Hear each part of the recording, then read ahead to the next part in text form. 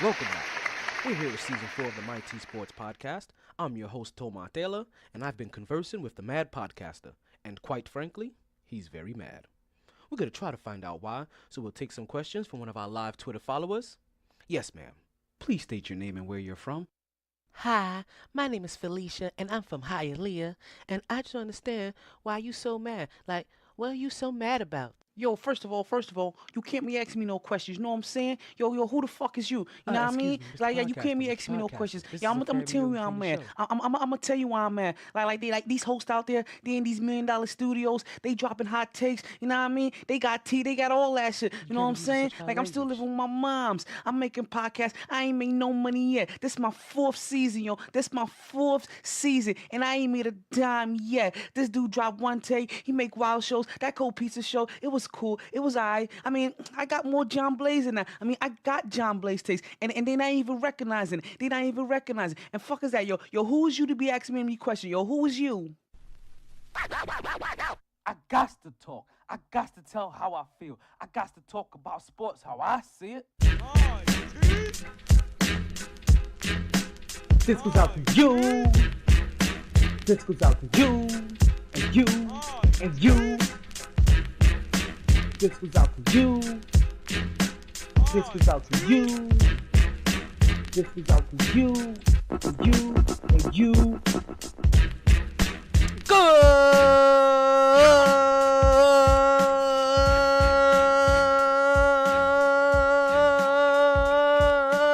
Evening and welcome back to another edition of the MyT Sports Podcast. I am your host, the one and only Tomar Taylor.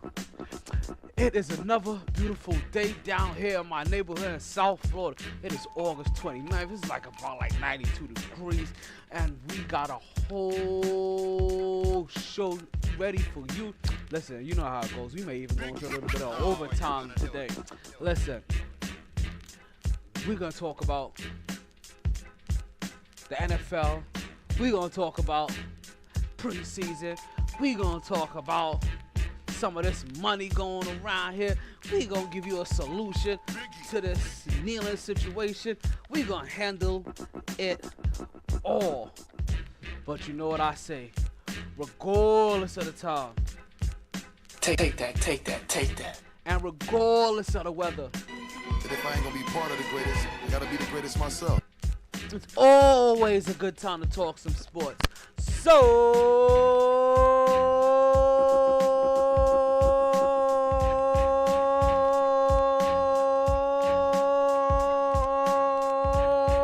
let's start talking. Woo! Back at it like a sports fanatic. Listen, you already know where we're gonna go here. I told you, we're gonna start the show, we're gonna get it fast. Let's get right into it. First of all, first things first. Let's give a big round of applause. As you know, we actually don't even do round of applause anymore for real. Like that's not how we gives it out. But what we do, right? What we do is we give big ups to people out here. Big up. To the boy Odell Beckham Jr., who, if you have not heard, he just signed a very lucrative, and I do mean lucrative. You gotta roll that R in that one. Lucrative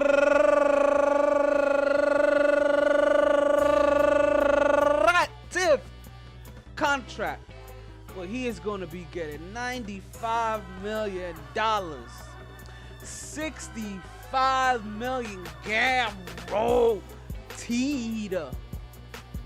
over the next 3 years. $65 million guaranteed over the next 3 years. And with that, as a New Yorker myself, I may not be a fan of the Giants, right? I may not be a fan of the Giants, but what I am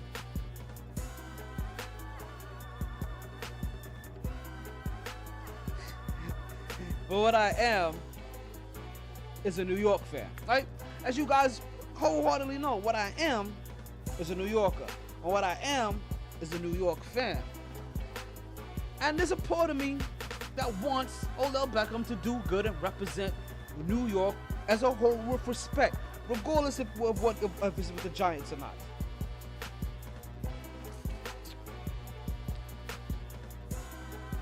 So we're gonna take this time and we're gonna stop our criticism of Odell Beckham. Listen, his beef with Josh Norman in the past, that's gone. His beef with the net in the past, that's gone. You understand? The white powdery substance that he was caught in the room with, that's gone. The cigar that he was caught in the room with, that's gone. Because let's get it straight. You can't call an unconfirmed, if you're not gonna call an unconfirmed white powdery substance cocaine, then you do not call an unconfirmed cigar a blunt. Because a cigar does not become a blunt until you add marijuana. Let's keep that straight. Let's make sure that facts are facts is facts are facts. Alright? So let's not get anything twisted there. So we're gonna give Odell Beckham a new chance. Just like the Giants have, a new slate. Because, you know, people want to make a big deal and say, well, and listen, we're not gonna give him a pass. We're gonna still be truthful. Because let's say truth be told, Odell Beckham's new look on leadership is kind of things that he had to do.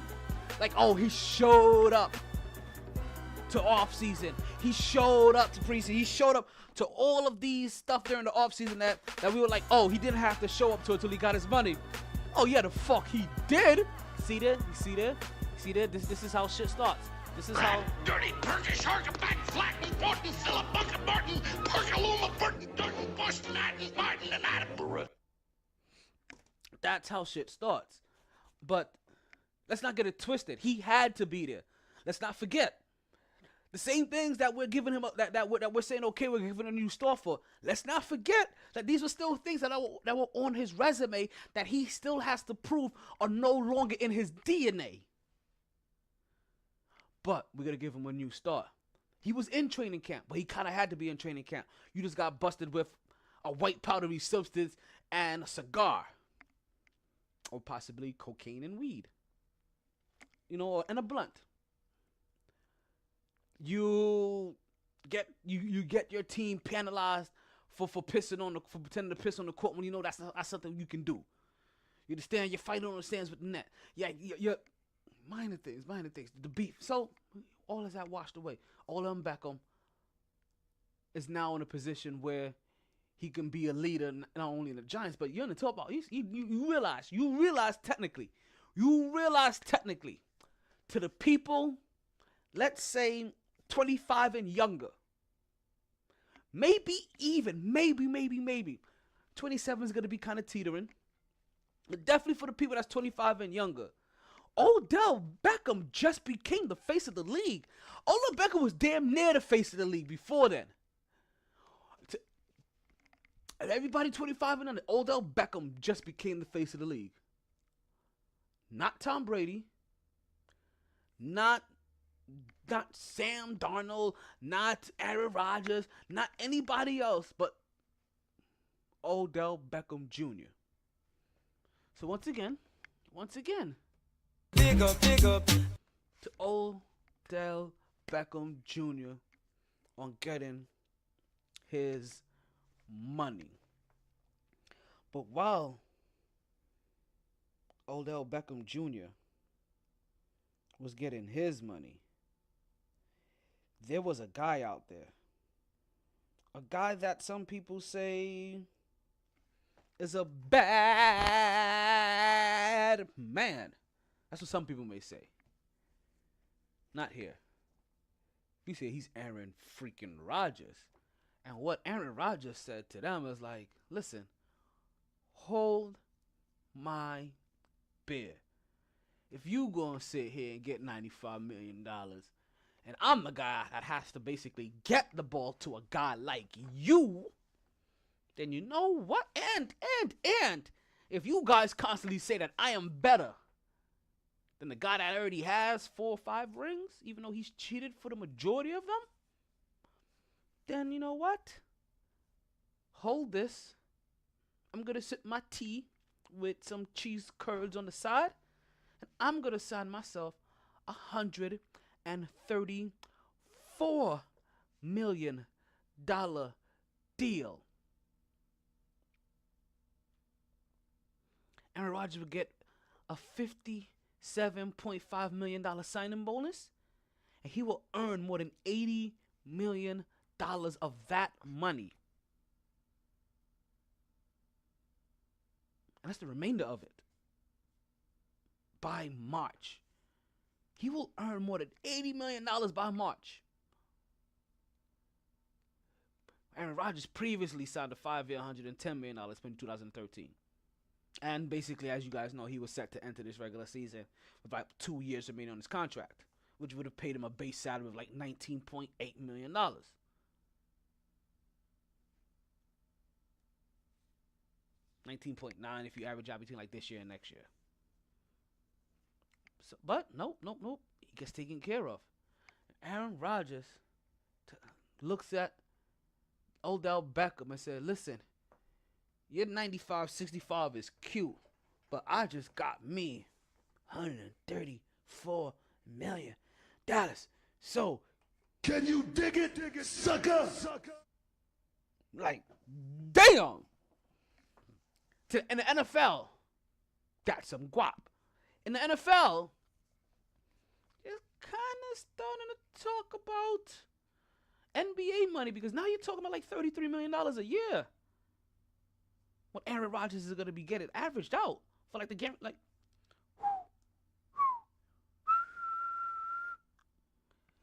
That is some Danger zone. money. Like, woo. So kudos to your boy, Aaron Rodgers. Big up, Kudos to your boy, Odell Beckham Jr. big up. For both of them getting a very lucrative contract for what is some very much deserved money. And since we're still here talking about the NFL, right? Since we're still here talking about the NFL, before we go and get a word from our first sponsor, our first break, our first commercial, you know what I mean? Our first family member. I actually want to talk to you about a solution that I have to this NFL kneeling situation, right? And it's a real simple one. It's a very, very, very, very real simple one, right? The this Patriot money that you're getting, right? This money for paid patriotism that you're getting. Make it a separate entitlement or a separate bonus for the players as we're coming up on our break real soon. Make it a separate break or a separate entitlement, all right? A separate endorsement, whatever you want to add. You know, a separate rider for players.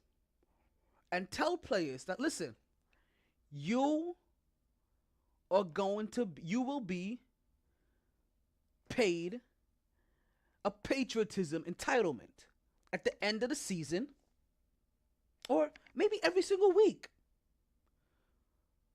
for coming out to the national anthem.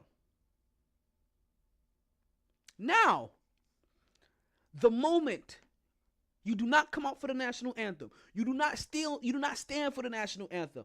Anytime you decide to use that national anthem for any kind of protest, to not come out anything whatsoever, you will forfeit your patriotism entitlement. And the reason I said you should give it to them for the year, because you know every game sounds cute, but no. What you want to do is show them lump sum numbers. Show them like, hey, each player, guess what? You're entitled to an extra $2 million just to come out for the flag. $2 million to come out for the flag. And the moment that you do not come out for the flag, you forfeit this $2 million for the whole entire year. We don't care if you do it at game 1 or at game 18. You forfeit it for the whole, game 16. You forfeit it for the whole entire year. And that $2 million goes to whatever the fuck the owners think. It can go, and I'm pretty sure it's not going to be that much. I'm pretty sure you can't play all those players $2 million. But who knows? Let's make it hefty here. Let's make it really hefty. And now what you do is, now you've also given them a way to protest. You've allowed them to protest. And listen, whoever protests, whoever doesn't, then you really know. Like, listen, some people will be out there for the flag because they may really need that extra $2 million. Some people will come out there and say, you know what, I don't need this $2 million, I'd rather stand up for the bigger cause. But make it a separate entitlement that could be taken away if you don't follow this particular act. And then now let's see how many people are willing to still kneel. How many people are willing, because now you know directly it's affecting their bottom line. It's affecting their bottom line. It's gonna cost them extra money on their paycheck. And let's see how many of them are willing to give up that money. We're gonna take a quick break, as we already went a little bit over. When we come back, we are going to get into some of your deepest, darkest desires in football. Yes, folks, we're talking about your fantasy.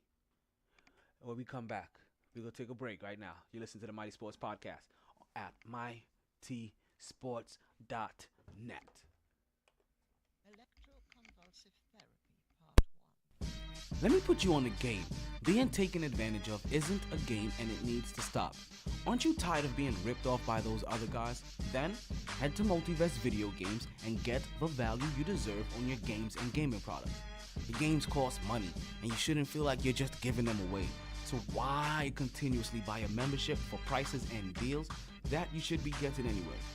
Multiverse Games not only has fair pricing and great trading deals, Multiverse has a wide variety of games in all next-gen systems in the PlayStation 4, Nintendo Switch, and Xbox One series, as well as all your favorite old-school titles and systems, starting as early as Atari Nintendo to as current as PlayStation 3 and Xbox 360s, and yes, that does include all of the PlayStations, Nintendo systems, and Xboxes in between.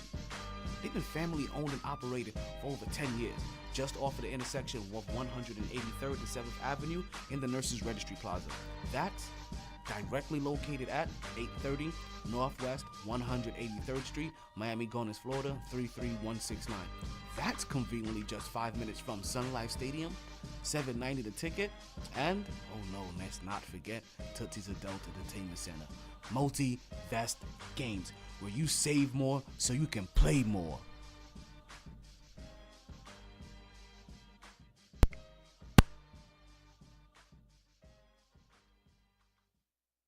Yeah, and we are back to the Mighty Sports Podcast. And as we are doing, as we are back, it's real funny. It's real funny because that intro reminded me of something about this Yankees game that just went on the other day. And if you happen to be one of the poor individuals that happened to leave early for only to witness the Yankees come back from a 3-point deficit in the ninth, just so you can hear the legendary call, and the Yankees win the game. But we ain't gonna talk about that. We told you guys what we're coming here to talk about. We told you what we're gonna come here and talk about. We're coming back from break. Thank you for listening to Mighty Sports Podcast. Now listen, if you're listening, I thank you for listening. First of all, that means you happen to be one of the very few people that's catching me on MixLR. We just realized that this isn't playing through the website right now for some odd reason. But you know what? We're gonna try to fix this by the next break. So if you are listening, trust me, you're gonna have to bear with me. Now, you know what? Just because there's a little thing that I have to fix, maybe we don't start talking about the fantasy for you guys. Maybe we go into a different route. But you know what? We've been putting off this fantasy for way too long. I teased you with it last week. We got to get into the fantasy. So, The MyT Fantasy Football Tips. Not winning tips, just tips. Just the tip? Just the tip! Just the tip! Let's just say what I want involves much more than just the tips. Just the tips. What I want is much more than just the tips. yes, folks, it is back. MyT Fantasy Tips. Once again, just the tips. I don't know if these are going to help you win your games. I don't know if these are going to help you set the fantasy football world on fire. I don't know about any of that. What I do know is that if you're going to win in fantasy football in any way, shape, or form, there's a level of research that you must do. And if you're unaware of that, then you are already behind the power curve. I'm just saying. I am just saying. It is something that you have to do, something that you must do, something that has to be done. So, let's go through a couple of these, right? And really like the top 20 players that you're going to have listed in fantasy football. Now, this is why, and I'm doing this so that you can see a pattern here, right? Because you're going to want to know how to draft, right? And drafting is as much of an art as, listen, let's never say draft as much as an art. Drafting for fantasy football, you can win with knowing what positions to draft where, more than you can win with knowing who to draft. Let me reset that. Let me reset that. Let me reset that. You know what? You know what you get for that one, right? You know you get the, not the gas face. Who said that? You get the flashback. You could win your fantasy football league by necessarily knowing what position to draft where, without having to know who you're trying to draft where. Because it's all about positions. And that's what fantasy football really is. It's all about the positioning. And the most important position in football isn't the most important position in fantasy football. So, to give you an understanding of that, if I were to ask any of yous, right? Any of yous, who are the most important players in the league right now as we speak, right? Who are the best players in the league? Who's the most important players to their team, right? If I would have told you most important players to the team, most of you guys would have came and said Tom Brady, Aaron Rodgers, right? Off the top, can't argue with you. Bam, smack, thank you, man. If I would have asked you which position is the most important to their teams, everybody will come back and say quarterback. So if you're new to fantasy football, you may think that, hey, I need to draft a quarterback first because they're the most important position in football.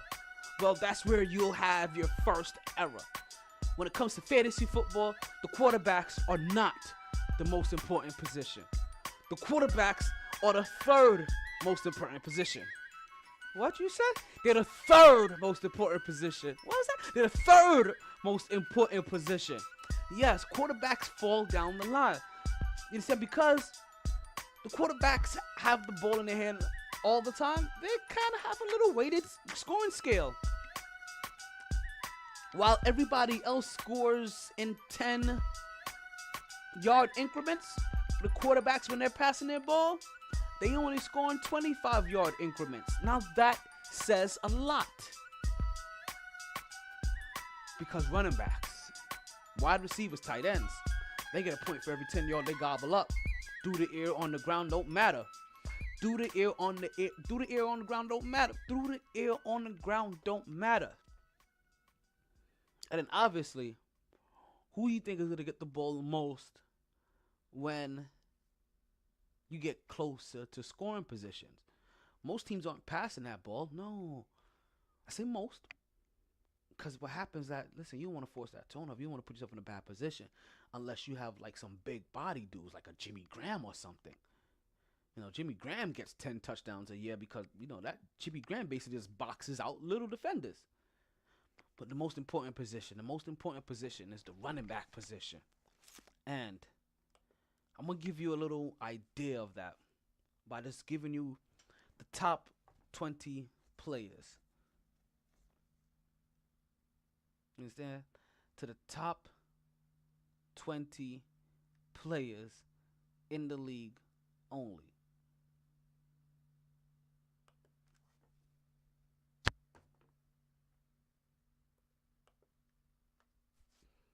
Number 1. And number one comes in a way that you're wondering, okay, if this is the case, right? And you're gonna see, let's not even over explain it. But let's just say that number one comes in a way that makes you wonder, like, hey, why isn't this team better? Because you're gonna realize there's gonna be one team that has 2 players in the top 5 when it comes to fantasy football, and you may already have an idea of who that is. So let's start off right now. Number one, numero uno.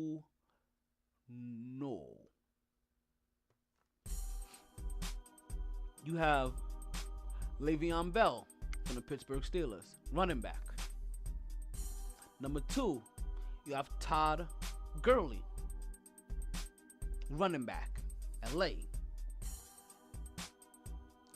You have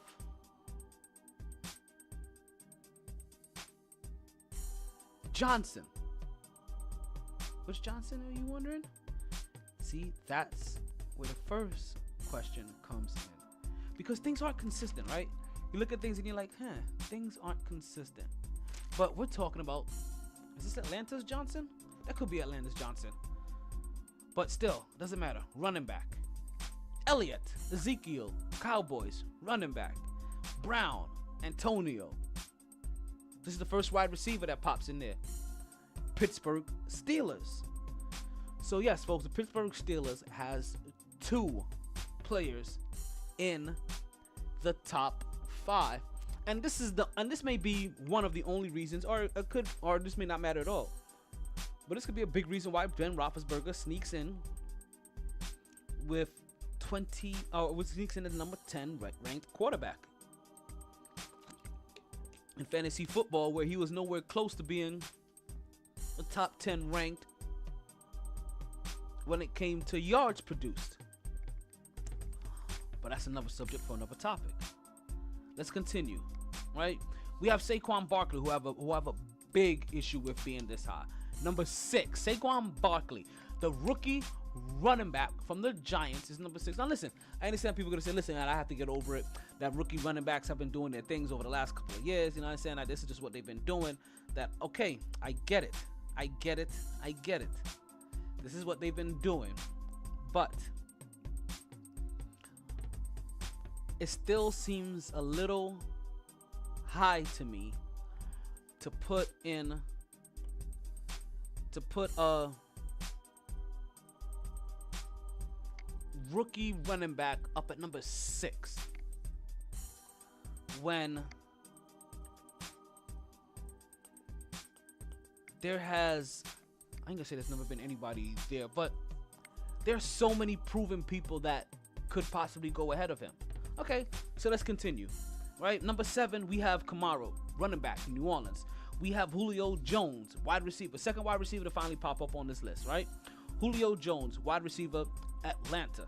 Then we have Odell Beckham Jr., wide receiver, New York Giants. Then we have Hopkins, again, wide receiver, Houston.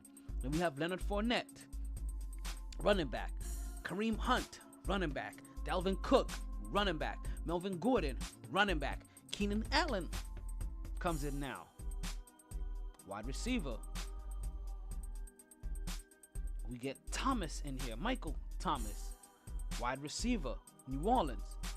You get Freeman, running back. Green, wide receiver. McCaffrey, running back. And then, okay, let me be honest. Number 20 was Rob Gronkowski, but I don't see Rob Gronkowski being the number 20 producing player. So you know who I moved ahead of him? I moved Green Bay's wide receiver Devontae Adams into that number 20 spot because he is going to be catching balls from a newly, highly motivated Batman Aaron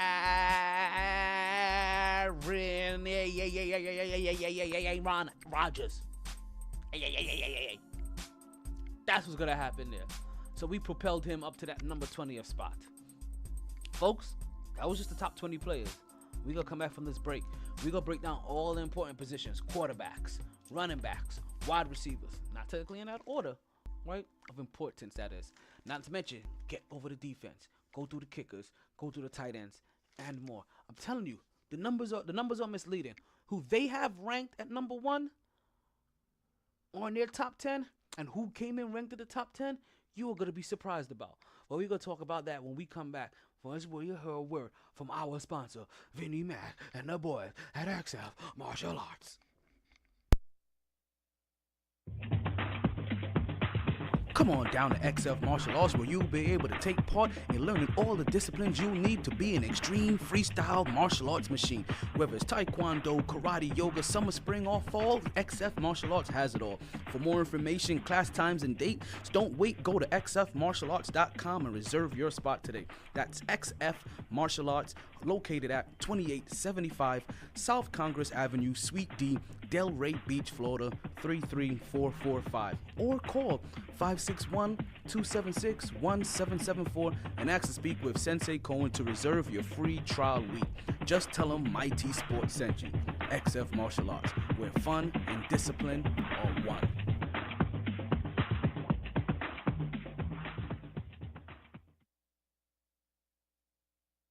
Electroconvulsive Therapy, Part 1. Let me put you on the game. Being taken advantage of isn't a game and it needs to stop. Aren't you tired of being ripped off by those other guys? Then head to Multiverse Video Games and get the value you deserve on your games and gaming products. The games cost money and you shouldn't feel like you're just giving them away.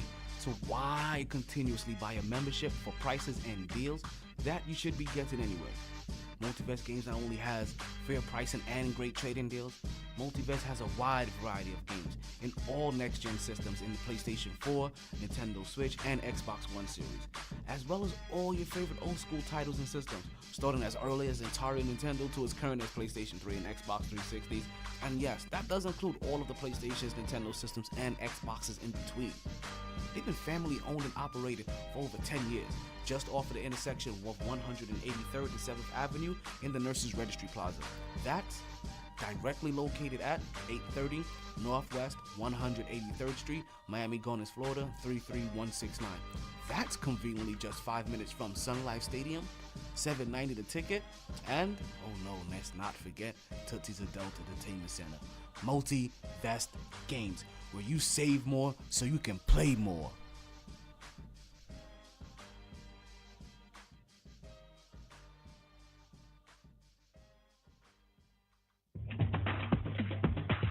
Come on down to XF Martial Arts, where you'll be able to take part in learning all the disciplines you'll need to be an extreme freestyle martial arts machine. Whether it's taekwondo, karate, yoga, summer, spring, or fall, XF Martial Arts has it all. For more information, class times, and dates, don't wait. Go to xfmartialarts.com and reserve your spot today. That's XF Martial Arts, located at 2875 South Congress Avenue, Suite D, Delray Beach, Florida 33445, or call 561-276-1774 and ask to speak with Sensei Cohen to reserve your free trial week. Just tell him MyT Sports sent you. XF Martial Arts, where fun and discipline are one.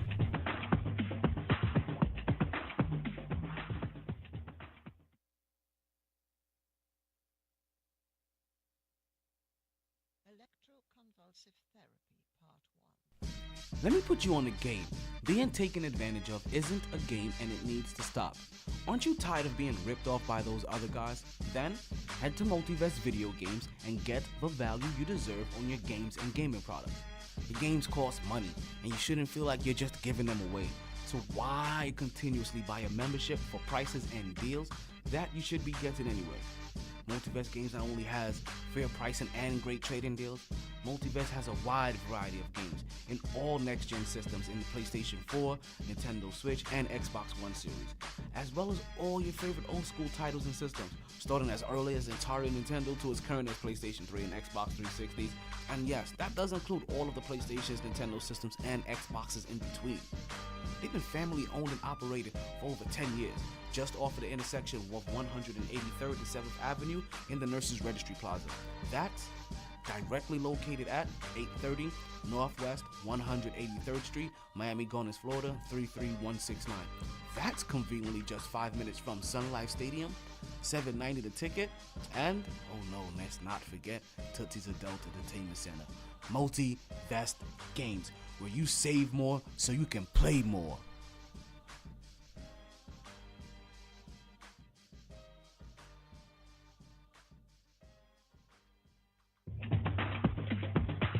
Come on down to XF Martial Arts, where you'll be able to take part in learning all the disciplines you'll need to be an extreme freestyle martial arts machine. Whether it's taekwondo, karate, yoga, summer, spring, or fall, XF Martial Arts has it all. For more information, class times, and dates, don't wait. Go to xfmartialarts.com and reserve your spot today. That's XF Martial Arts, located at 2875 South Congress Avenue, Suite D, Delray Beach, Florida 33445, or call 561-276-1774 and ask to speak with Sensei Cohen to reserve your free trial week.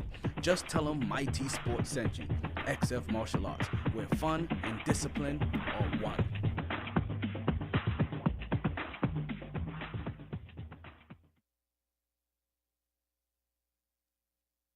And we are back with the MyT Sports Podcast. I hope you enjoyed your nice little break, because we are going to go back and get heavy into the sports. Now, as we were talking about before we left, that some things here are really just going to blow your mind, because what is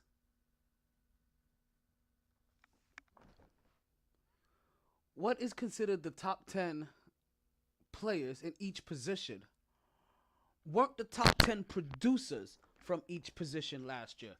And I'm telling you that there's something to be said about that, because why not have more consistency? Why don't they match more? How are you determining that all of a sudden there's going to be this level of drop off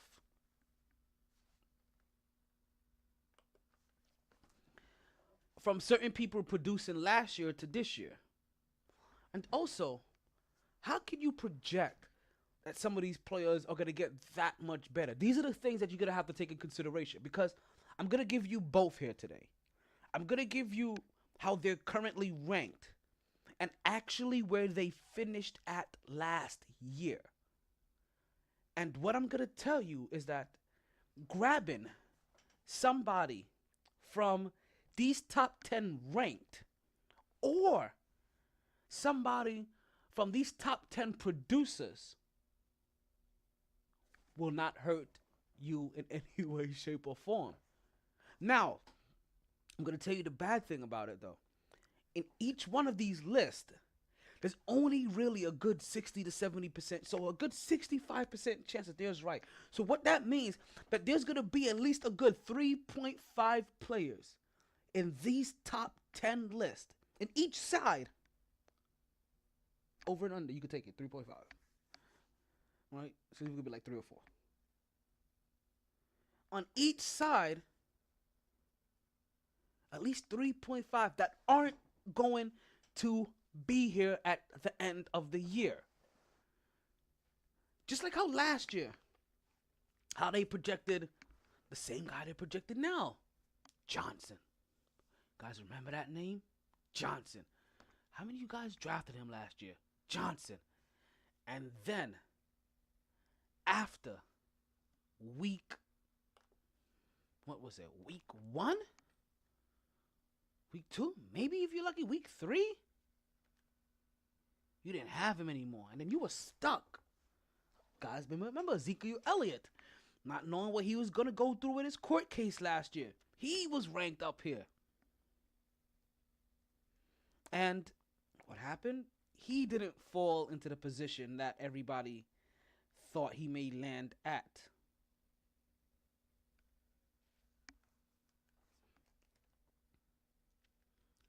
So there's turnover. There's always going to be some kind of turnover there. What you're trying to do is limit that turnover as much as possible. And we mean literally as much as possible. So, is it some luck of the draw? Yeah, there's a ton of luck of the draw. But, listen. And we mean literally as don't you always realize that how it's always the people that prepare the most that end up getting the luckiest? It's always odd, right? That's an odd thing. It's an odd concept to hold on to the graphs, to realize. It's the same thing here. The more you prepare, the bigger of a chance that you give yourself to be lucky. And isn't that what you want? That's exactly what you want. So that's what we're here for. This is why I tell you, these are just the tips. Not winning tips, but just tips. Because I can't guarantee that you're going to win. But just remember, you're talking to somebody the very first year they played fantasy football. Won. Because you're going to find things like this. So just know, like I said, I'm going to give you more than anything tips on drafting. Tips on how to draft. Right? Because I'm like, I keep telling you, that's more important than anything here. So we're going to accomplish two things today before we leave here. I'm not going to necessarily tell you who to draft, but I am going to give you the information for these guys. I am going to give you their yards. I'm going to give you their touchdowns. I'm going to give you the important information about them. Next week, maybe we come in here and we talk red zone targets right before the season starts, in case you haven't done your draft yet. That's what we're going to do for you today. So, very first off, let's talk about drafting, right? Let's talk about drafting. Because drafting in itself is an art. It's a fine art too. But drafting in itself is an art. And if you don't draft properly, then you will never, and I do mean never, win in fantasy football. It is impossible to ever win a fantasy football game if you're not drafting properly. So let's start you off with drafting.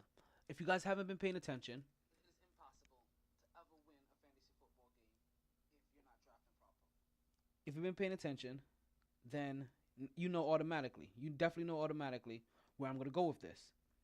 And that is the very first pick. Your very first pick. The very first pick needs to be a running back. It absolutely needs to be a running back. That is where you start.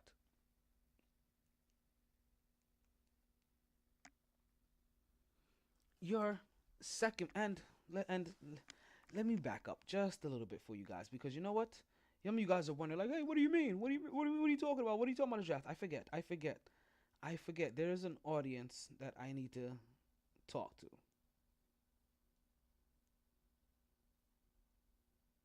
So this is for that audience, because every year we always need to make sure that we start off as if we're talking to people that has never done this before.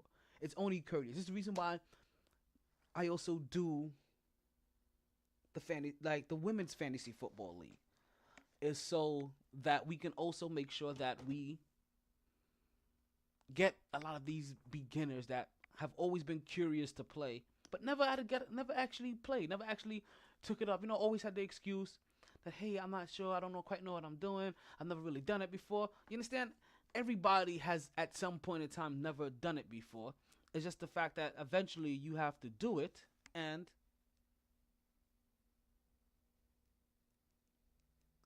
eventually you just have to do it, and then you would have done it. And then after that, you don't have the excuse that I've never done. Like, that's one of the most expensive. Someone like, hey, do you want to do something? Oh, I've never done it before. Like, I really can't. I'm like, no.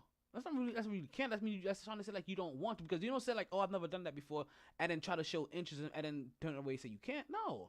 So we took away all those problems. I never can. I never done it before. I've never done it before. I'm new to this. I don't know how to draft. All of that stuff is taken out the window, right? Because I put you in a room full of your peers, and I put everybody together. And then, not to mention, I sit here and I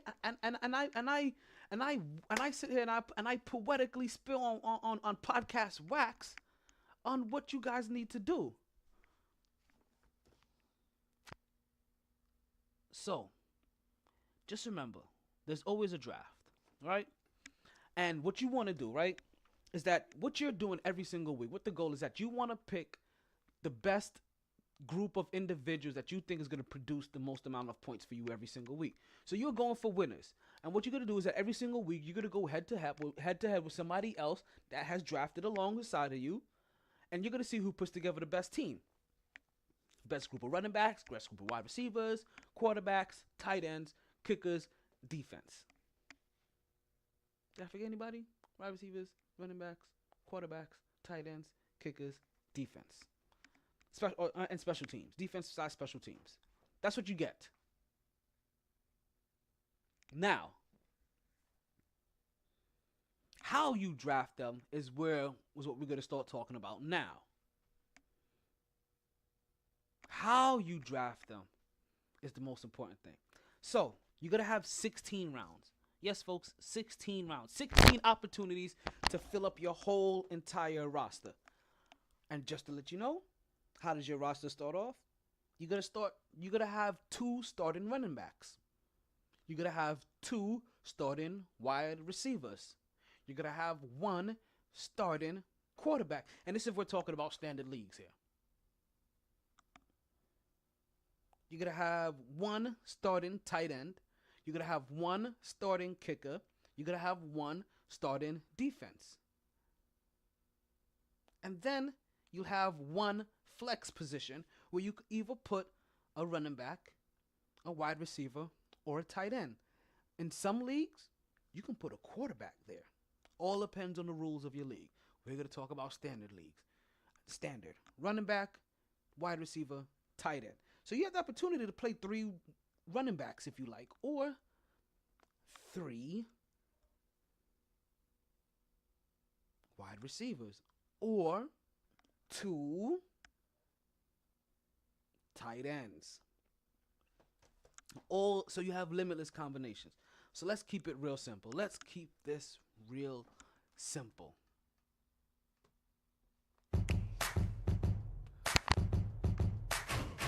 Probably the very first thing that you're going to want to do, right? The very first thing that you're going to want to draft, right?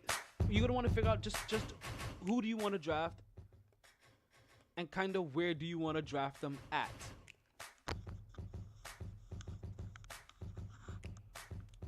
So the very first thing you want to do, you want to get a running back. You want to try to get the best running back on the board. Or listen, if there's the best one that you feel comfortable with, the top 3. If you want to go and stretch for some running back that you feel like, oh, I just want to get him, because listen, there's going to be time for that. Get the best running back on the board. Because what you're trying to do, if you're lucky, what you are trying to do, you are trying to get yourself 2 top 10 running backs. Let everybody else do everything else. Let everybody else do whatever the hell they want to do. I read to you how the top goes. It goes Bell, Gurley, Johnson, Elliott, Brown. 1 wide receiver. Barkley, Kamara, Julio Jones. 2 wide receivers. Beckham, Hopkins. You understand? So you can get yourself 2 top 10 overall running backs that can highly produce and be shoulders, head above the rest. Because what you didn't see, what you don't, like I said, you see that there's a ton of running backs that dominate this top 20 list. And then there's a sprinkle of wide receivers.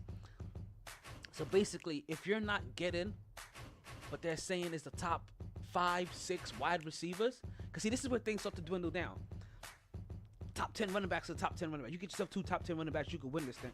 But after the top 5 wide receivers, everybody else basically starts panning out to be even.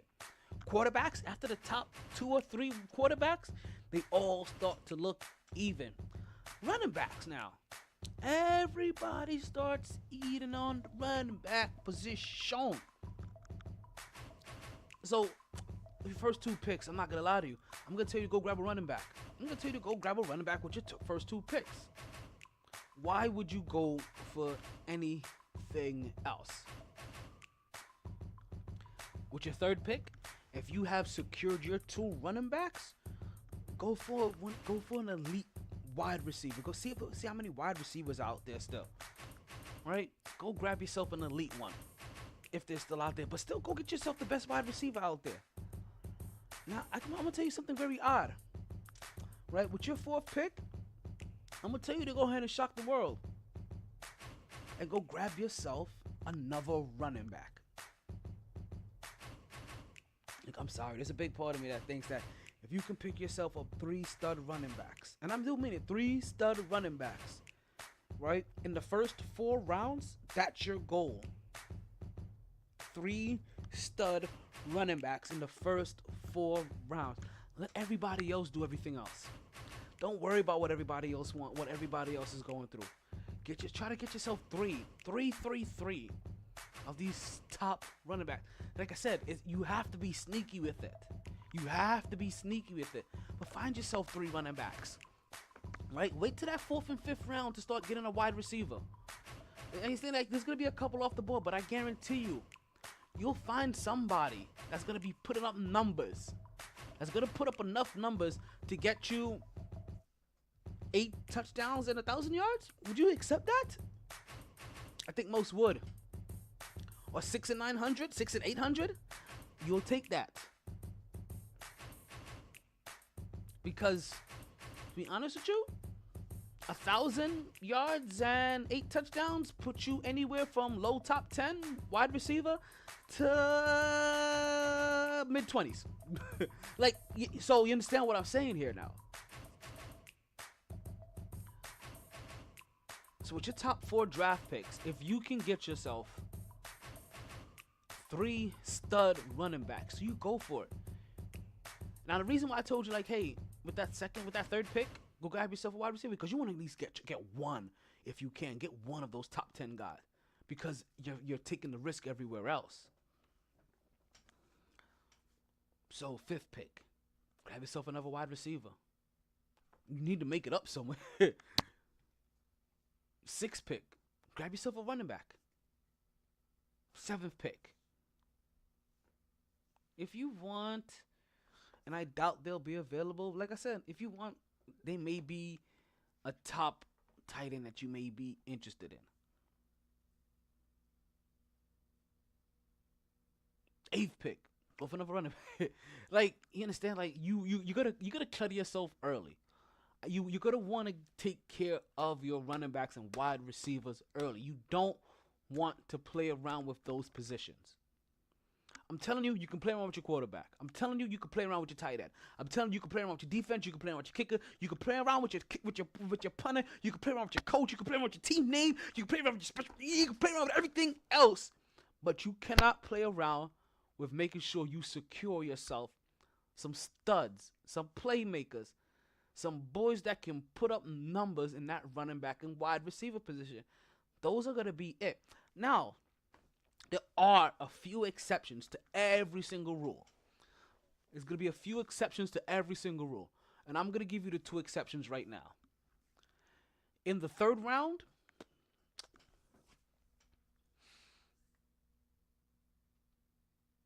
if you want to grab Tom Brady or Aaron Rodgers right here, I'm not mad at you. In the first 5 rounds, if you want to grab Rob Gronkowski or Travis Kelce, and let me back up for the people that don't know, that I may not be recognizing. Tom Brady, quarterback, New England. Aaron Rodgers, quarterback, Green Bay. If you want to reach for 2 of those guys in the 3rd round, I can see you making an exception for that.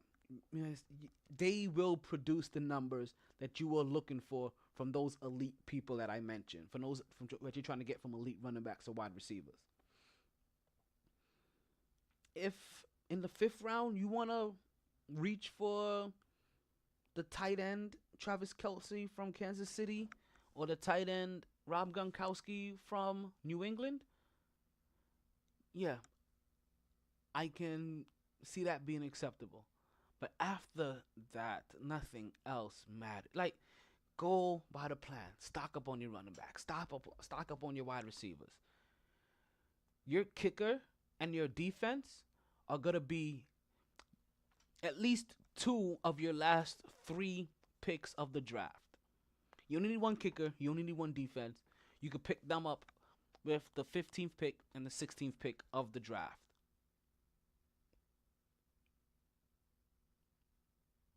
everything else. Because after you get your studs, what you're basically going to be doing from basically pick 10 through 14, maybe even earlier than that, 9 through 14, is filling in running backs, filling in wide receivers, filling in running backs, filling in wide receivers. Now you can, if you want to be safe, grab 2 tight ends to make sure you have a backup tight end. If you want to be safe, you can grab a second quarterback to make sure you have a second quarterback or a backup quarterback. I'm telling you, it's unnecessary. You'll find a comparable quarterback for that 1 week that you don't need, that he has a bye. What's a bye? Let's explain this. As we told you, every single week you are going to be trying to put together the best team possible right here. So what's going to happen is that every single team in the NFL takes a break. They have an off week. It's called a bye week. During that bye week, you don't want to have any of those players from that bye week in your lineup or starting. Because if their team isn't playing or if they aren't playing, then they cannot score points for you. That's the number one thing you have to pay attention to is bye weeks. Because some people will make the mistake of drafting 3 of their running backs that all have a bye week in week 8. That's when you're in trouble.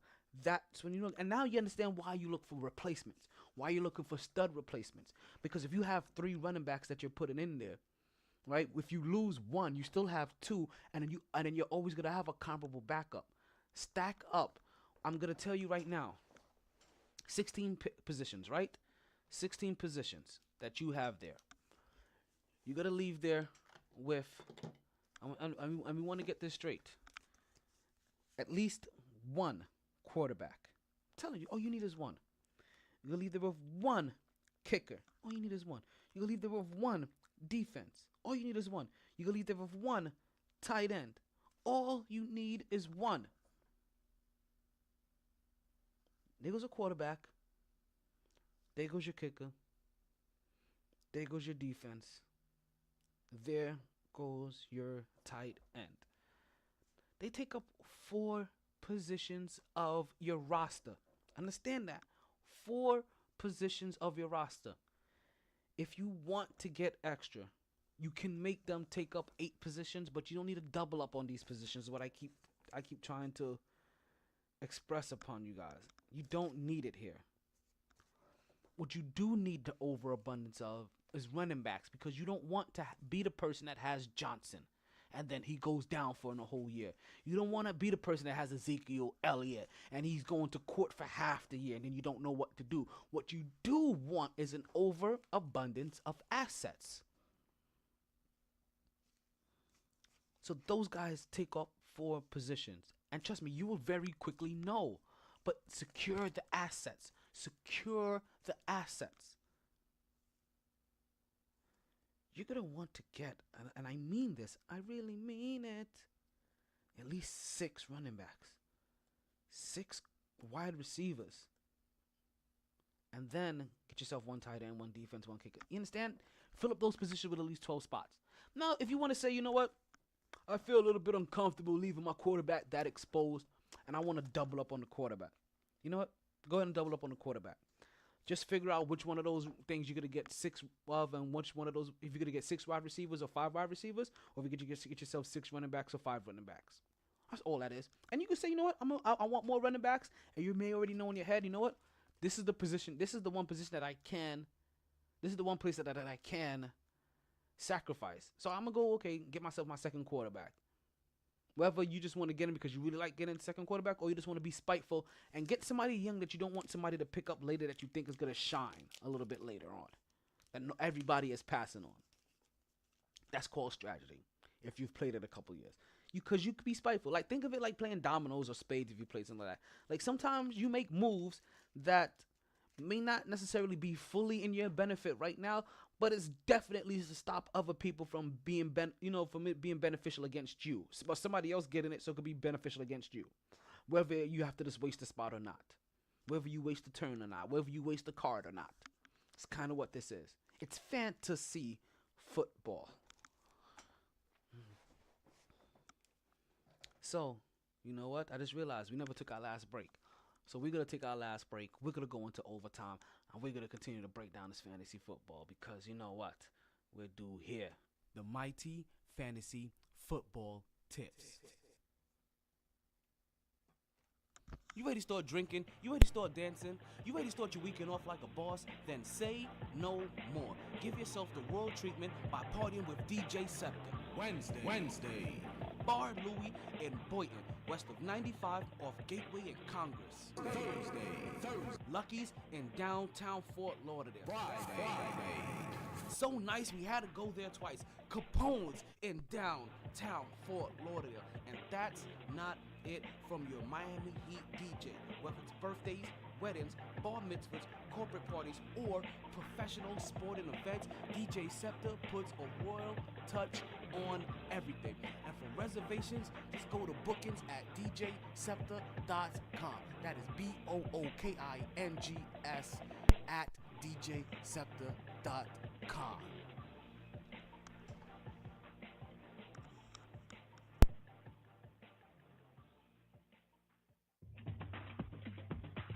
Come on down to XF Martial Arts, where you'll be able to take part in learning all the disciplines you need to be an extreme freestyle martial arts machine. Whether it's taekwondo, karate, yoga, summer, spring, or fall, XF Martial Arts has it all. For more information, class times, and dates, don't wait. Go to xfmartialarts.com and reserve your spot today.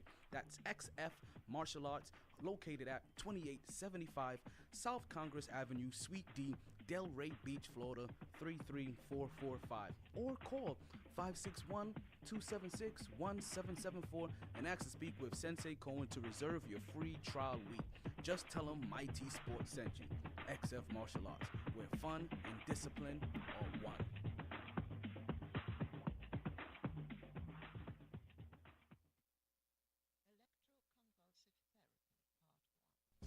Let me put you on the game. Being taken advantage of isn't a game and it needs to stop. Aren't you tired of being ripped off by those other guys? Then head to Multivest Video Games and get the value you deserve on your games and gaming products. The games cost money and you shouldn't feel like you're just giving them away. So why continuously buy a membership for prices and deals that you should be getting anyway? Multivest Games not only has fair pricing and great trading deals, Multivest has a wide variety of games in all next-gen systems in the PlayStation 4, Nintendo Switch, and Xbox One series, as well as all your favorite old-school titles and systems, starting as early as Atari Nintendo to as current as PlayStation 3 and Xbox 360. And yes, that does include all of the PlayStations, Nintendo systems, and Xboxes in between. They've been family-owned and operated for over 10 years, just off of the intersection of 183rd and 7th Avenue in the Nurses Registry Plaza. That's directly located at 830 Northwest 183rd Street, Miami Gardens, Florida 33169. That's conveniently just 5 minutes from Sun Life Stadium, $7.90 the ticket, and oh no, let's not forget Tootsie's Adult Entertainment Center. Multi-Vest Games, where you save more so you can play more.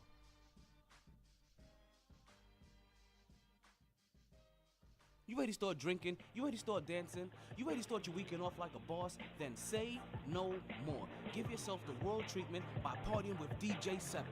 Wednesday. Bar Louie in Boynton, west of 95 off Gateway and Congress. Thursday. Lucky's in downtown Fort Lauderdale. Friday. So nice we had to go there twice. Capone's in downtown Fort Lauderdale. And that's not it from your Miami Heat DJ. Whether it's birthdays, weddings, bar mitzvahs, corporate parties, or professional sporting events, DJ Scepter puts a royal touch on everything. And for reservations, just go to bookings at djscepter.com. That is BOOKINGS at djscepter.com.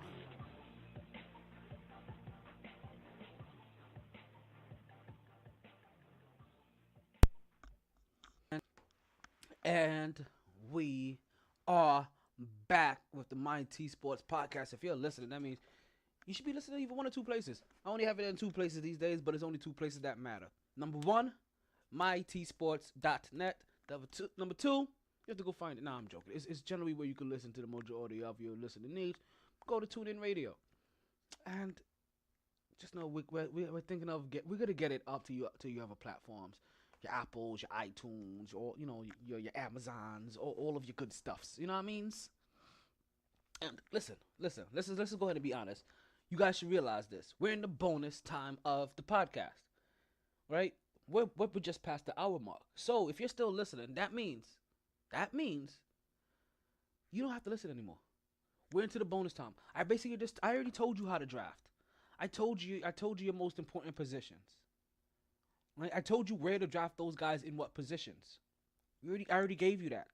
I've already given you the top 20 players in fantasy football. So if you're listening now, that means you want more. That means like you're one of those people. You came here and you were like, That if I ain't gonna be part of the greatest, I gotta be the greatest myself. You wanted more. So you know what we gonna do here? We gonna give you more, cause you're officially in the Danger zone. Yo, man, give me the keys to the drop zone. I'm just saying. Because what you're here to listen to now, what you're here to learn is who are the top 10 ranked individuals in each position. And not only that, what kind of numbers did they put up last year? But not only that, who were the top 10 producers in each position last year? And why doesn't it match for fantasy football? Because this is the time where these two things should be a little bit more tightly close knit. I'll explain the differences in a few of them, because there's some of them that I just don't really understand. So let's talk about sex, baby. Let's talk about you and me. Let's talk about all the good things and the bad things that make me. Let's talk about sports. Let's talk about sports. Okay. I got a little carried away. But that's how that happens. People always wondering. Like, how do you guys, like, all of a sudden just think up the beat and think of something? It's random. It's randomness like that. All of a sudden you're talking about one thing, then you break out in song, and you're like, you know what? This would be really good if I did this way, and remix. Got me feeling like Puffy over here. Take that. See, and now you understand why I be having to take that.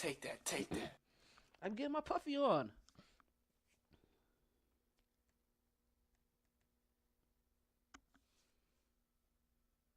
So the quarterbacks. We're going to start here with the quarterbacks, right?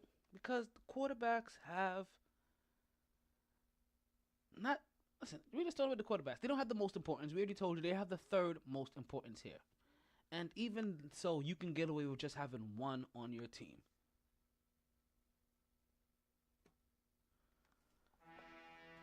First up is the quarterbacks. And we're going to get through the top 10. You have the number 10 quarterback, Ben Roethlisberger. All right? Above him, Kirk Cousins. Above him, number 8, Drew Brees. Andrew Luck is the number 7, who didn't play a game last year.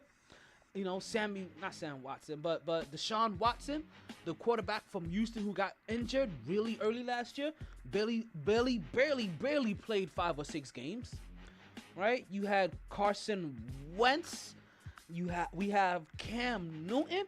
We have Tom Brady coming in at number 2 behind the man that just got paid $134 million, Aaron Rodgers. Now, these are where things start to get misconstrued. Like I told you, now, automatically, you should realize, right? When you compare this to the top producers from last year, you're going to realize why there are a few discrepancies automatically. Like how a guy like Watson and Andrew Luck be in the top 10, and they weren't in the top 10 last year, where we just told you. Andrew Luck didn't play a game last year. He was injured. Watson was injured last year. Wentz eventually went out injured last year. There were a lot of injuries last year. So at least 3 of these guys that are in here. Number 1 producer last year, number 1 quarterback, and in yards, right? That is in yards was Tom Brady with 4,577 yards. right? And the majority of these quarterbacks that I'm gonna bring up and I'm gonna mention and I'm gonna make a big deal about are your quarterbacks that are pushing 4,000 yards. So ultimately, right? It's gonna be different. I already told you who's in the top 10 of quarterbacks as far as fantasy footballers ranking. Aaron Rodgers, number 1. Tom Brady, Cam Newton, Carson Wentz, Russell Wilson, Deshaun Watson, Andrew Luck, Drew Brees, Kirk Cousins, and Ben Roethlisberger. Top 10 quarterbacks when it comes to fantasy football. But those weren't the top 10 producers last year. And all of those guys aren't out here pushing above 4,000 yards. So let me tell you the ones that are. Now, Aaron Rodgers didn't push out 4,000 yards last year. Aaron Rodgers was also injured last year.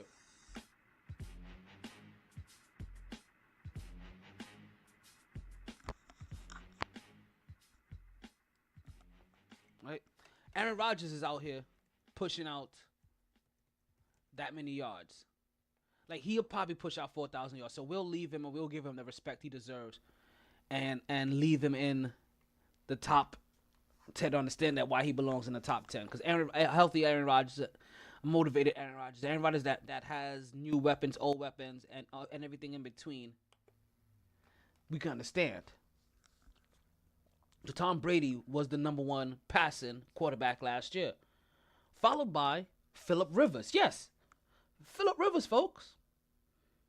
Phillip Rivers had 4,515 yards. So the only 2 quarterbacks to pass for over 4,500 yards last year were Tom Brady and Phillip Rivers.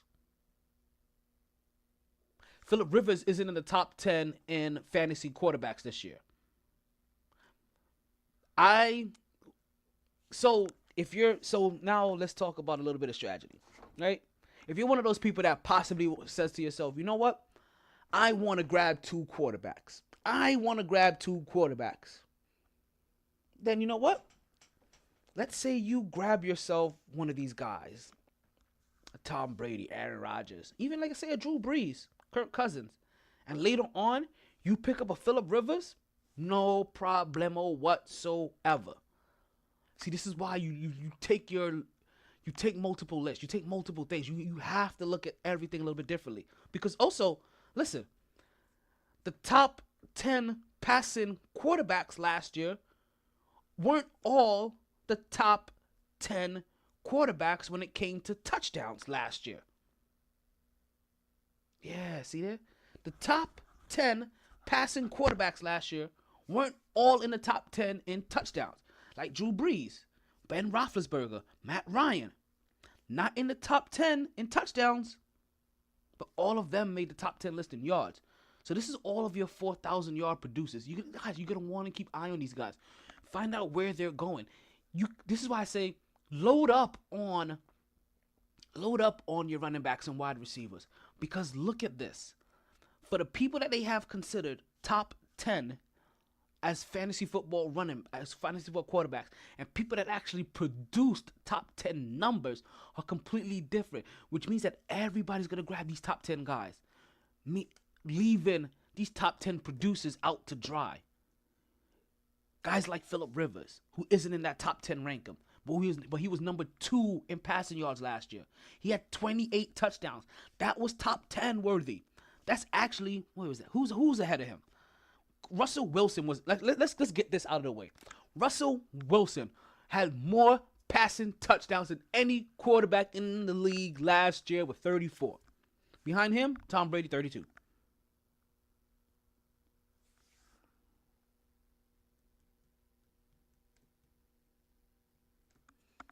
Behind them, and we should assume that, and I apologize. Behind him was not Tom Brady. Behind Russell Wilson was Carson Wentz with 33. Which is why Carson Wentz, who didn't make the top 10 in passing yards last year, gets rated as a top 10 quarterback this year. Because they figure, you know what?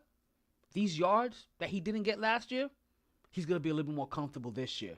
And he'll get more. And if for a guy that just put up 33 touchdowns, you know what? He'll probably get more. Because remember, we got guys that's constantly trying to break touchdown records. So don't think that these young guys, because it's when you're young that you really care about this stuff. How many yards you pass in the game, how many touchdowns you pass in the game. You understand? You care about it a little bit more than when you're older. When you're older, you're trying to just get those chips. And if it happens, it happens. When you're younger, you know about them and you're really, really, really trying to get them. So Carson Wentz may be that guy. And he's in LA, so they're going to want to show some flash. They're going to want to pass that ball up and down the court, the field, the turf. Tom Brady had 32 behind Russell Wilson and Carson Wentz. Outside of that, nobody else had more than 30. So we should assume that Aaron Rodgers, if he doesn't break 30, he's going to be at that cusp of high 30s. Like Sam Bradford was with 29 passing touchdowns. So, listen again. 29 passing touchdowns for Matthew Stafford. Third overall last year. 4,446. So he didn't get 4,500, but he was damn near close. And yet, Matthew Stafford also isn't in this top 10 list of fantasy quarterbacks. He's a guy to keep your eye on. He has a weapon that is ranked top 10. See, this is another thing that you look at. Okay. Some of these guys that aren't ranked in the top 10 but did put up top 10 numbers. How did they do last year? Excuse me. And do they have top 10 caliber talent? Because that's gonna matter too. That's a reason to give them a pass. Or if you ever get lucky, pair them together with their top 10 talent. Oh yes, that's most definitely a thing. Let's say you get like a Deshaun Watson. See if you can get Hopkins as well. If you get Carson Wentz, yeah, go out and get Dalvin, get out and get Cook or Sammy Watkins or whoever it may be. Look for these guys. You have Drew Brees, the number 4th overall quarterback in passing yards. Didn't break the top 10 in touchdowns though, with 4,334. He comes in at number 8, as number 8th ranked fantasy football quarterback. Behind him, Ben Roethlisberger last year put up 4,200 yards, 4,251 yards, and he has 2 top 10 talents. I just told you, he has 2 top 5 talents. Let's just put it this way. Let's say that he has 2 top 10 talents. Let's just be very specific. Let's get this very, very, very, very specific of what Ben Roethlisberger has on his hands, right? Ben Roethlisberger, right? Who comes in at number 10. Mind you, number 10 as fantasy football quarterbacks, right? Put up 28 touchdowns last year. 28. I think that's tied for 4th or 5th. 34, 32, 33, 29, 28. 34, 32, 33, 29. Yeah, that's tied for 5th.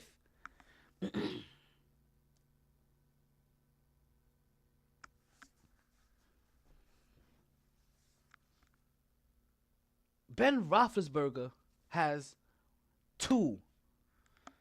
He has 2 top 5 talents ranked overall in fantasy football. Want me to break it down a little bit further?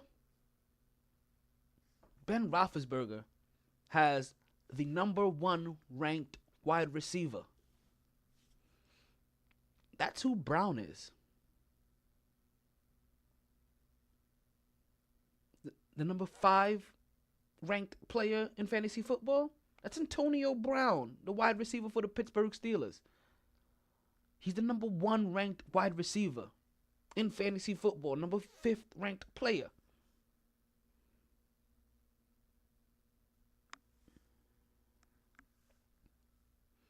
Bell, Le'Veon Bell, is the number 1 ranked running back who also plays for the Pittsburgh Steelers.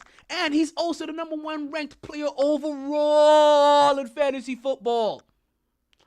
And they need to pay this man his money. He wants a new contract. He's going to continue to ball, and he's going to come to the Jets next year with Sam Darnold.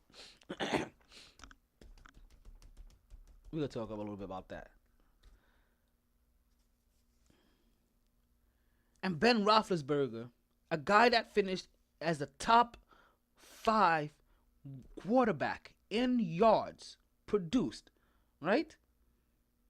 Top 5 as well in touchdowns, somehow becomes a top 10 quarterback in fantasy football. How does that happen?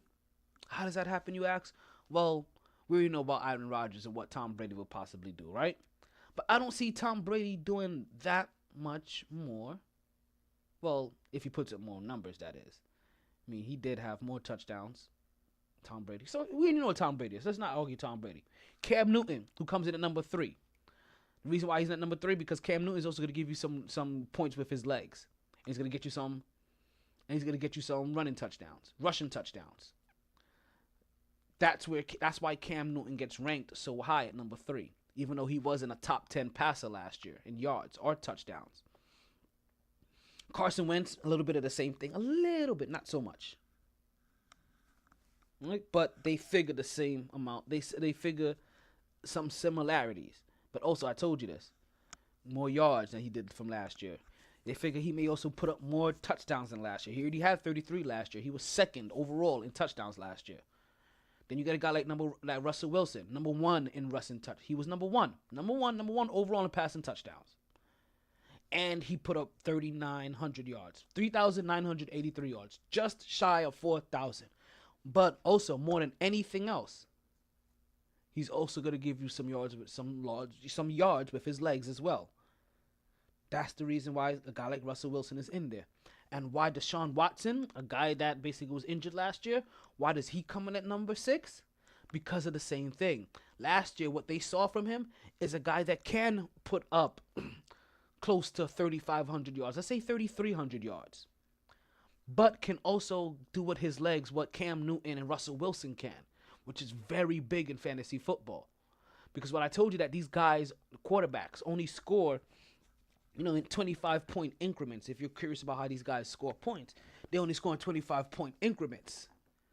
And that is going to get them 1 point for every 25 yards they put through the air. When they turn themselves into a runner, they get rated like a running back. So they start getting points every 10 yards like a running back will. So that's where they get their points at. Now, also, let's turn it over to the touchdowns. For every passing touchdown that a quarterback gets, he only gets 4 points. For every time that ball goes in the air and a wide receiver catches it, he only gets 4 points. That wide receiver gets 6 points in all of those yards, per 10 yard increment. But that quarterback, 25-yard increment, and he only gets 4 points. Let him run that ball in. That is 6 points. That is the difference here. That is the only difference here. Is that those guys can not only get you points with their legs, but they also can get you rushing touchdowns.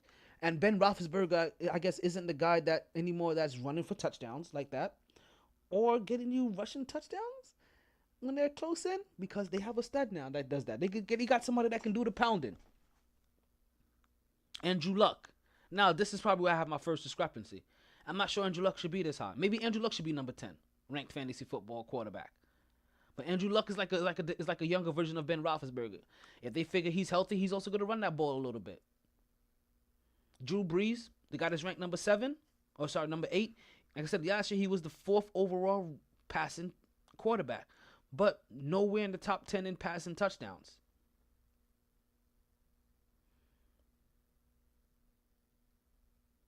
Then we have a guy like Kirk Cousins that comes in. Kirk Cousins comes in higher than Matt Ryan when Matt Ryan had more passing yards than Kirk Cousins last year. Matt Ryan, unfortunately, didn't have as many touchdowns. Matt Ryan was allergic to touchdowns last year. Like completely, absolutely allergic last year to touchdowns. So, do you figure there should be some kind of turnaround? But because he passed for over 4,000 yards, right? And he didn't manage to get the touchdowns that he needed. That means like something is odd there, especially since he isn't that kind of passer. But like Drew Brees and Ben Roethlisberger, who says that you need to have not Ben Roethlisberger, but who sees like more like Drew Brees, you don't need all those touchdowns and stuff. We rent kind of high, and I can see why Matt Ryan doesn't quite get in there. But man, do you think that he's gonna have 2 bad years that he doesn't get in there above Kirk Cousins, who barely did better than him? And I really do mean barely. So when it comes to actual passing yards, your top 10 quarterbacks are Tom Brady, Phillip Rivers, Matthew Stafford, Drew Brees, Ben Roethlisberger, Matt Ryan, Kirk Cousins, Alex Smith, Russell Wilson, and Jeffrey Goff. LA, 28. His yards, like I said, the only reason why Russell Wilson got the honorable mention because he was 17 yards away. 17 happens to be one of my lucky numbers.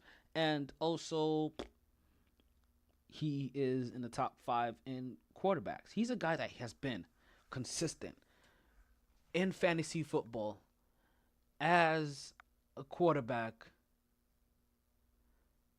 since the day he stole that job. Not stole. The day he took that job from Matt Flynn in Seattle. He has been 100% money. Now, the thing about it is that he no longer has help this year. So I'm wary of him. I put a red flag around him. Top 5, I don't know. There are safer picks right now than Russell Wilson. I think you can let Russell Wilson fall in the draft. I really believe that Russell Wilson is a person that you can let fall in the draft and not feel bad about it. He may have to. So I hope you have your 2 list. There goes your quarterbacks. There goes your. So get yourself one of these guys. Like I said, if it isn't Rodgers, Brady, Newton, Wentz, Wilson, Watson, Luck, Brees, Cousins, or Roethlisberger, know that Phillip Rivers is a good stand-in. He had the 2nd highest passing yards last year. Matthew Stafford had the 3rd most passing yards last year, and top 3 also in touchdowns. He is a good find. Get yourself a Matthew Stafford. You can wait. That's what I'm telling you. Listen, unless you are truly, absolutely, truly reaching for Rodgers and Tom Brady, and because those are going to be the 2 guys that are going to get yards in the air, produce the amount of touchdowns, and Aaron Rodgers is also going to add some yards with his legs. So unless you're going to get those guys, unless you're really reaching for those guys, you don't need to get a quarterback higher. Any higher, really, really, really, really, than round 10. Seriously. You can get your running backs, you can get your tight ends, you can get your wide receivers, you can fill in all of those stuff and get your quarterback in round 10. And if you get Phillip Rivers, you're good. You get Matthew Stafford, you're good. And the only reason I mention these guys because these guys aren't ranked in the top 10 in fantasy football. Like, you want to definitely get yourself one of those top 10 guys, but if you get yourself Rivers and Stafford, you're all right. If you get yourself Matt Ryan, you're okay. If you get yourself Kirk Cousins, Kirk Cousins in the top 10, I'm sorry. If you get yourself Alex Smith, Jeffrey Goff, you're okay.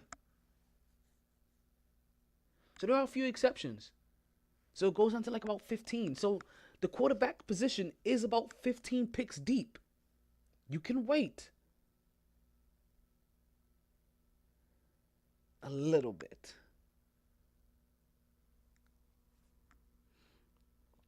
Right. Next we have your wide receivers, right? And I told you, you're basically listening to the bonus portion of the podcast. This is going to be all about fantasy football. If you're listening right now, then you just love yourself some fantasy football and you want to hear of how you can make the best informed decisions. I may have to find a way to produce this. These 3 lists. I'm going to do this for you guys. I'm going to absolutely hate it because it's going to be a tedious project. But I am going to do the comparison for you guys. This definitely will... Listen, don't hold me to this. Do not hold me to this. Like, I can't guarantee I'm going to do it for you, but I want to do it for you just so you can see it. Just so you can see the amount of yards that these guys put up last year compared to where they're ranked this year. And what they have done and what they think that they can do. Because next we have our wide receivers, right? And let's just go down this list. Number 1, I already told you, Antonio Brown. Number 2, Hopkins. Number 3, and Hopkins is from Houston. Number 3, Julio Jones from Atlanta. Number 4 is Beckham, Odell Beckham Jr. from the New York Giants. Now listen, I'm taking that now. In a few of these, in some very rare places, I may have switched the order of some things I didn't agree with. I think Odell Beckham may have been one of them. I think Odell Beckham is gonna ball out. He's gonna be a top 5 receiver next year. I definitely think he's gonna be a better receiver than Keenan Allen, who last year put up 1,393 yards. Odell Beckham was injured last year. I do think Odell Beckham is gonna be in that rare era of individuals that put up 1,400 yards this season. Like, and there were only 3, and I do mean, actually not even 3. There were only 2 wide receivers last year that put up over 1,400 yards.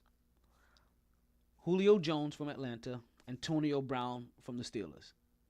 Now, very close was Hopkins with 1,378. Very close, Hopkins from Houston. Very close was Allen with 1,393. Allen, L.A. Chargers, that is. So, remember I told you about this, right? Sometimes you can get yourself some really good sleepers and match things up well. Phillip Rivers, not a top 10 quarterback, fantasy-wise, but real life-wise, number 2 in yards. And he has what is considered the number 2 ranked wide receiver in fantasy football. So remember what I told you.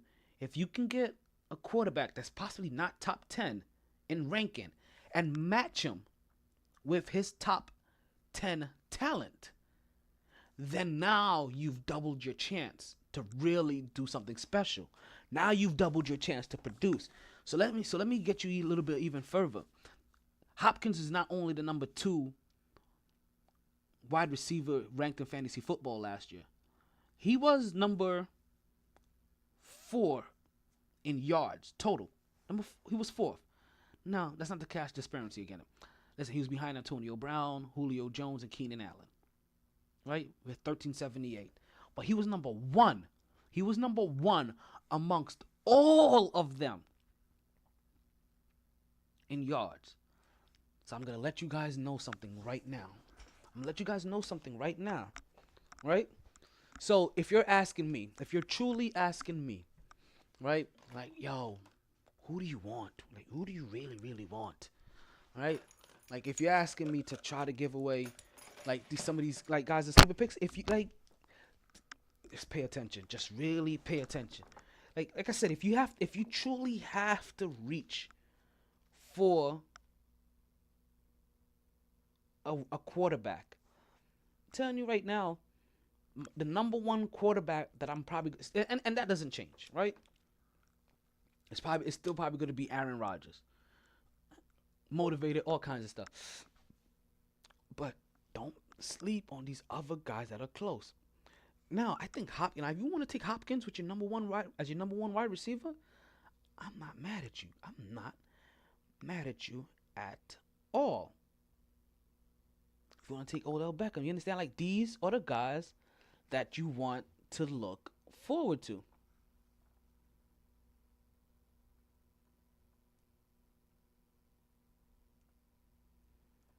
So just imagine this, right? You're getting your wide receivers, you're getting your you're getting your running backs. And as your wide receiver, you pick up Hopkins. You pick up Hopkins as your wide receiver. You're in good shape. Now, guess what? Guess who isn't on anybody's radar as a top 10 quarterback? Phillip Rivers. Which means that you don't have to worry about him going anywhere anytime soon. You can pick him up super duper late in the draft, and you could pair who is going to be potentially the number 2 wide receiver in the league in fantasy football. He was number 1 in touchdowns last year. He was number 4 in yards last year, and they project him to be the number 2 overall rank this year. If you pair him up with his quarterback that put up the second most yards in football last year, and also the 5th most touchdowns, then guess where you're at? You're in a very good position. And then you just doubled up. Because guess what? We just told you that out of his 28 touchdowns, out of the 28 times he's going to sling that ball and score, at least 13 of them are going to Hopkins. That's almost half. So basically half the times that that Phillip Rivers scores, he's going to be passing to Hopkins. Which means that if you have both of them in the team, that means at least half the times that one of them scores, you have the opportunity of doubling up on your points. And damn near every time that Hopkins scores, you know that he's getting passed by Phillip Rivers. And you know that Phillip Rivers went to him at least 50%, more than 50% of the times. Almost 1,400 of Phillip Rivers' 4,500 yards came from Hopkins. That's almost a third. So Hopkins got just a little bit less than half. Let's just call it 49%, right? And a little less than third of it. Let's call it 30%.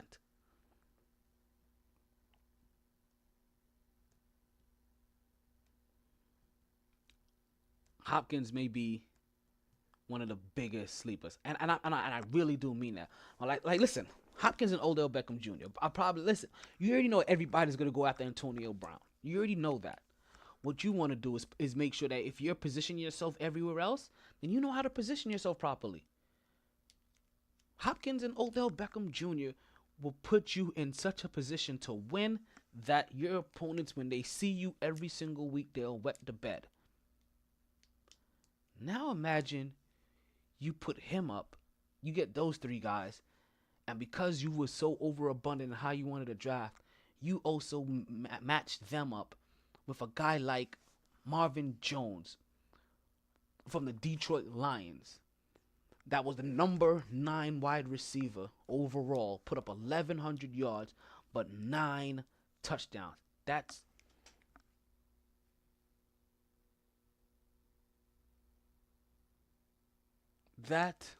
got him 9 touchdowns. That is tied for 4th or 3rd. Where we at? 13, 10, 9. 3rd. That's tied for the 3rd most touchdowns. See, you understand what I mean by if you build right? You don't have to reach into your 5th round to grab a quarterback. You don't need a quarterback there unless possibly Tom Brady or Aaron Rodgers are still there by the 5th round. Then yeah, go grab them. But other than that, no. You got talent that you need to get, and you need to stockpile that talent quick. So the top 10 wide receivers, as they were ranked: Antonio Brown, Hopkins, Jones, Beckham, Allen, Green, Thomas from New England, Devontae Adams from Green Bay, Evans, and Thielen for Minnesota. That's everybody. Now, the top 10 producers, once again, see, things don't always add up. Antonio Brown, top 10 producer last year, 1533, 1,533 yards, 9 touchdowns. Julio Jones, right behind him, number 2. He's being ranked as the number 3 wide receiver this year. Maybe they think he's gonna lose a step. Honestly, Julio Jones could fall all the way down to number 4 if he doesn't act right. Fall behind Odell Beckham. He can even fall behind Keenan Allen. Because Keenan Allen was the number 3 producing wide receiver last year. 1393. Just basically 50 yards shy, 51 to be exact, yards shy of Julio Jones. That's all it was, 51 yards. Now, Antonio Brown, he was almost 100 yards, like more like 99, something like that, But that's where he's at. You have Hopkins from Houston, who came in at number 4. Thielen from Minnesota, that came in at number 5. Thielen put up 1,276 yards.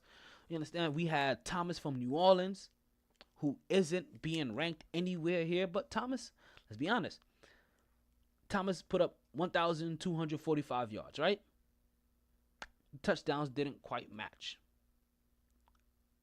But, like I said, if you get a guy that puts up 1,200 yards and all he did was get you 6 touchdowns, and he's coming off your bench, you're not in bad shape. So imagine pairing him with, if you're sneaky enough to get away, Hopkins or Beckham. Like I said, and you really have to be sneaky. But I'm telling you, find a way to accumulate as much top 5 talent. I know I'm telling you the top 10 because you have to put everything in perspective, but find a way to get as much top 5 talent as possible. See where these guys are going. Now, when you're drafting, guess what you can do? You can build yourself a queue. So build yourself a queue of these guys, of where you want them, how you want them, where they're ranked at. Put them in there, plug them in, get them in there. And start picking off your guys. Get your people. And make sure you get the people that you want and go out there and reach for them early. On the running backs and wide receivers that are. Everybody else can wait. You want some of these monsters. Because you'll even take the top 10 producers from last year. Because every single guy in the top 10 put up over 1,000 yards. Right? Antonio Brown, Julio Jones, Keenan Allen, Hopkins. I can't remember what Hopkins' name is. Right? You have Thielen. We have Mike Thomas from New Orleans. Right? You have Ty Hill. You have Fitz and you have Marvin Jones from Detroit. And one tight end finished in the top 10 receivers in yards. And that was Rob Gronkowski, 1,084 yards. So, this is why I tell you, if you want to reach up for Rob, I can understand that. But Rob is also kind of getting old. So if you want to trade that in and reach up for Kelsey, I understand that. But you don't need to. There's going to be a lot of other guys that are producing. There's going to be a lot of other guys that are putting up the necessary numbers that you are going to find necessary to try to win.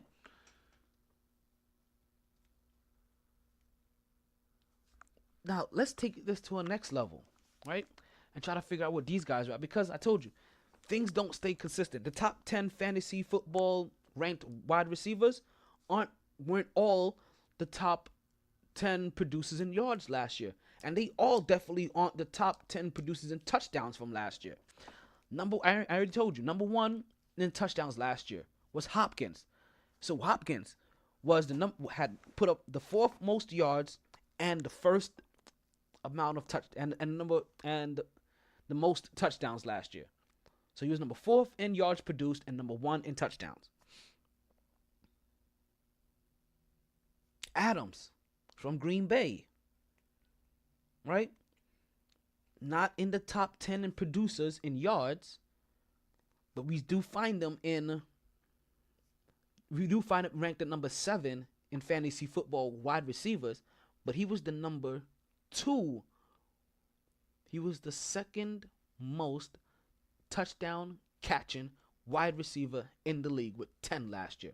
Second most out of everybody. Second most, that guy. Now, you also figure that he may also get some of those numbers reduced a little bit because he also got a guy like Jimmy Graham on his team. And Jimmy Graham is a tight end that basically put up. Where you at, Graham? Trying to do it for the Graham. He put up 10 touchdowns himself last year. So if Jimmy Graham comes to Green Bay, right? Because he's in Green Bay now, right? And you have Jones in Green Bay, and you got to figure they're all not putting up 10 touchdowns. Or are they? And does it now make that even more so on why you need to grab Aaron Rodgers if he has two guys that he can put up 10 touchdowns with in the end zone and be elite at their position? Also having 10 touchdowns last year was Julio Jones. Jarvis Landry came in with 9. I think Jarvis Landry's in Miami with 9 touchdowns last year. We had Alshon Jeffrey put up 9 touchdowns last year. Antonio Brown put up 9 touchdowns last year. AJ Green also put up 10 touchdowns last year. Listen, I disagree with AJ Green being a top 10 producer for wide receivers. So listen, there's somebody that has to get in there, right?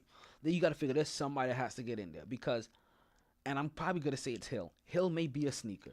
Hill may be a sleeper. He may be a sneaky good top 10 fantasy football wide receiver this year.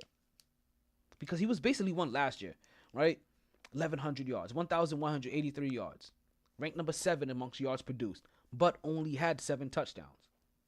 Only 7. But listen, we're telling you, we're already at the point where we're talking about AJ Green that had 8 touchdowns and wasn't even in the top 10 in producing yards. Now listen, until and I love me some AJ Green until these last 2 seasons. We're gonna have to see how AJ Green comes back because I still think AJ Green is being ranked of AJ Green of 3 years ago. And AJ Green for the last 2 years has not been a top 10 fantasy football quarterback, right? Wide receiver. So we gonna see. I don't quite agree with AJ Green being in that list. Listen, I'd rather you move Thielen all the way up and say, you know what? And also put his running mate, his buddy Tayshaun, Diggs in there. Like there's a bunch of other ways I'd rather go with this because you guys are so quick to put a running back into the top 10. But why not put a rookie wide receiver? Like, you understand? We're gonna see. I'll be a little bit more comfortable putting Josh Gordon in here as a top 10 wide receiver. I'll be a little bit more comfortable, even possibly based off some of the guys that are here, because some of these guys that are here that they've been masked as top 10 list. The number 1 guy right now may be AJ Green, and I may be forced to eat those words. The other guy in the top 10 list I don't quite believe in is Mike Evans. Mike Evans has been real disappointing to me lately. But let's get back over here. Michael Crabtree, 8 touchdowns, right? And Sammy Watkins also, 8 touchdowns. And then you have a whole slew of people that put up 8 touchdowns. So who knows? A lot of these guys probably could have fallen. I know, okay, I definitely know that AJ Green falls into that category. But there's a lot of guys that could have fallen into that category. But, so, that's your 3 list for your quarterbacks. For your wide receivers as well. How they ranked in fantasy football. But also how they ranked in yards produced from last year. And how many touchdowns they actually produced last year as well. Take all that in consideration, because you know what? People don't forget how to score all of a sudden, unless some extraordinary circumstances happen. They don't just forget how to score. Things happen. AJ Green hasn't forgotten how to score. What's happened to AJ Green is that he no longer has a quarterback that's efficient. Andy Dalton is no longer looking like an efficient quarterback, which makes me wonder, why didn't they trade for Teddy Bridgewater? Wait, what you say? Are you asking me? What do you mean?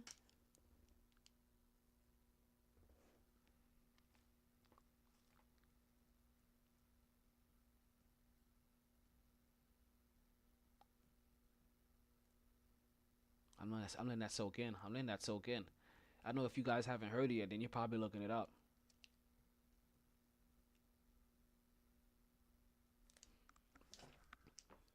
What it is,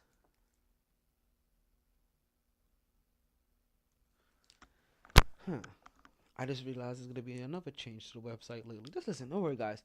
We're working out some things. We're working out the format, trying to figure out how things are going to be better for you guys. This is all for you. This is really all for you. as we go into 50 minutes now, bonus time. Well, you guys really like yourself some overtime. So, we're going to give you that. So, we're going to give you that in every form and aspect, right? So, when you get these guys, these are the things to think about.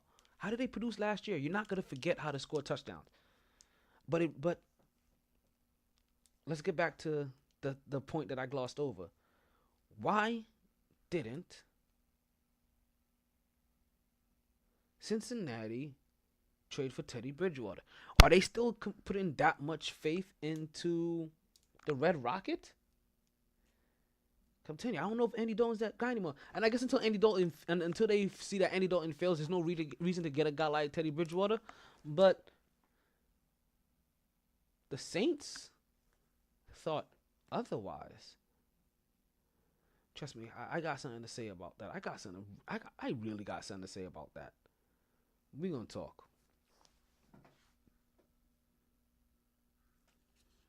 Now, finally, we get to the most important position in fantasy football. This is the position you guys have all been waiting for, right?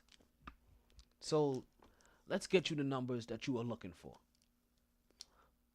Le'Veon Bell is ranked the number 1 running back in fantasy football. He's also ranked the number 1 player in fantasy football overall. He is followed by Todd Gurley. Who is followed by Duke Johnson, who's followed by Ezekiel Elliott, who I think is a little too high. I'm sorry, not Ezekiel Elliott, honestly. I don't think Ezekiel Elliott is too high. I'll tell you who I think is too high. Saquon Barkley comes in at number 5. And I think Saquon Barkley is a little too high. Sorry, Giants fans. I'm sorry. I really do apologize. I think he's a little too high. Let's just put it this way. I think that Saquon Barkley should be at least the number. If you're gonna put him in there, and I truly don't believe you putting him that high, but maybe the 8th highest running back this year. Let's be respectful to guys like Kareem Hunt and Kamara and Leonard Fournette. Leonard Fournette, who put up 1,040 yards last year and 9 touchdowns. Tied for the third most touchdowns. He tied with Le'Veon Bell. Yes, that Le'Veon Bell. With touchdowns.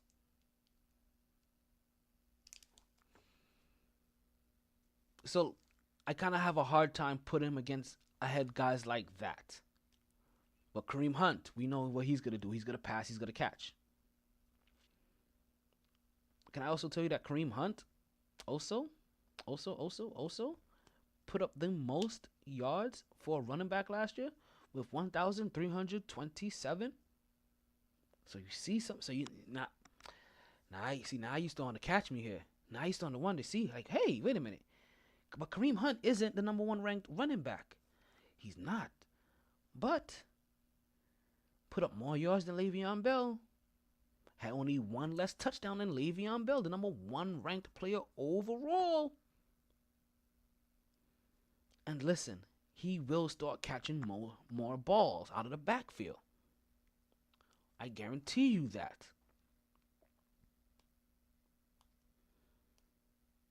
Now, Kamara only put up 700 yards and 8 touchdowns. But Kamara's going to get a whole bunch of passing touchdowns. That's that kid from New Orleans. Leonard Fournette, Dalvin Cook, Melvin Gordon from L.A. See, here goes another top 10 talent. So, you see some of these quarterbacks, right? That I was talking about. Tom Brady, basically, we haven't heard him having any top 10 talent. But you get to Aaron Rodgers, and you realize so far he has a top 10 wide receiver. In at least some way, shape, or form. He has a top 10 wide receiver.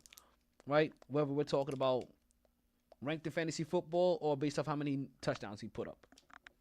So he has top 10 talent. We see Phillip Rivers with top 10 talent at wide receiver, top 10 talent at running back. Now you still understand how some of these guys produce. Ben Roethlisberger, top 1 and top 1. You get a guy like Drew Brees, who has a wide receiver that's ranked, yes, folks, ranked number 7 over here. A wide receiver that was 6th in total yards. A wide receiver that didn't quite put up the touchdowns. But do you think that he will put up more? Because now you're seeing that, hey, okay. Drew Brees has now some top 10 talent in multiple categories. We get Leonard Fournette, we get Dalvin Cook, we get Gordon, right?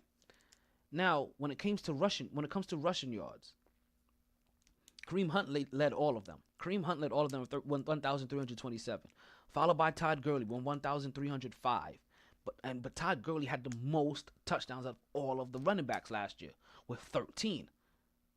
Le'Veon Bell, 1,291 yards, 9 rushing touchdowns last year, tied for 3rd with Leonard Fournette, who was the 8th most producing who was the 8th most producing running back last year based off yards. Didn't quite get the touchdowns to go. Actually, what am I saying? Leonard Fournette, 1,040 yards last year, 9 touchdowns last year. So not only was he top 3 in touchdowns, top 4 in touchdowns, top 5 in touchdowns, depending if you want to give him the tie or not. I guess you break the tie by yards, right? Top 5 in touchdowns. He was also number 8 in actually producing. You got to figure he may only get better. Followed by Chris Anderson from Denver, put up 1,007 yards, and then Ezekiel Elliott. And we're gonna assume Ezekiel Elliott's gonna put up 1,000 yards plus this year because he put up 983 last year. Another guy that was only 17 short. And while he'll also get an honorable mention. Once again, 17 is my lucky number. But also, you got to figure he also didn't play 6 games last year. He did not play 6 games last year because he was in court. So with missing 6 games, he still managed to be the 10th most producing wide receiver as far as yards is concerned in the NFL. And you got to figure this year he's going to get even more of a load because Dallas just lost their top tight end. They just lost their top wide receiver. All they have now is their running back. So either a wide receiver is gonna break out and they're gonna really produce to force that thing. Actually, you know what? I even more so disagree with Ezekiel Elliott because this is gonna be the biggest test he's gonna be in. I stay away from Ezekiel Elliott if I'm you. Ezekiel Elliott may finish in the top 10, but I don't think Ezekiel Elliott is a top 5 running back this year. The offensive line got slightly worse. But still great. Still a good offensive line. But offensive line got slightly worse. You don't have the wide receivers that you needed anymore. You don't have the tight end that you needed anymore. So you don't have anybody out there anymore that can force the defense to have to not stack the box against your only offensive weapon. I will stay away from Ezekiel Elliott if I am you this year. Gordon, Cook, Fournette, Kamara, Hunt. Listen, to be honest with you, I'm getting Saquon Barkley before I'm getting Ezekiel Elliott. I think Saquon Barkley should be ahead of Ezekiel Elliott right about now. But I also think that Saquon Barkley shouldn't be ahead of Leonard Fournette, Kamara, or Hunt. Also, at this point in time, I don't think Ezekiel Elliott should be above Cook or Gordon. And I'm not now even questioning Ezekiel Elliott should even be a top 10 running back. I will stay away from him if I'm you. Listen, man. I'll write this down just to make sure we don't forget. Not top 10.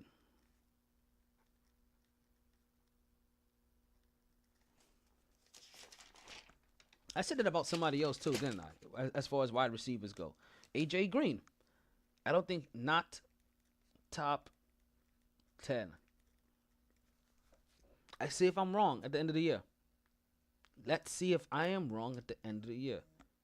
There's only one way to find out.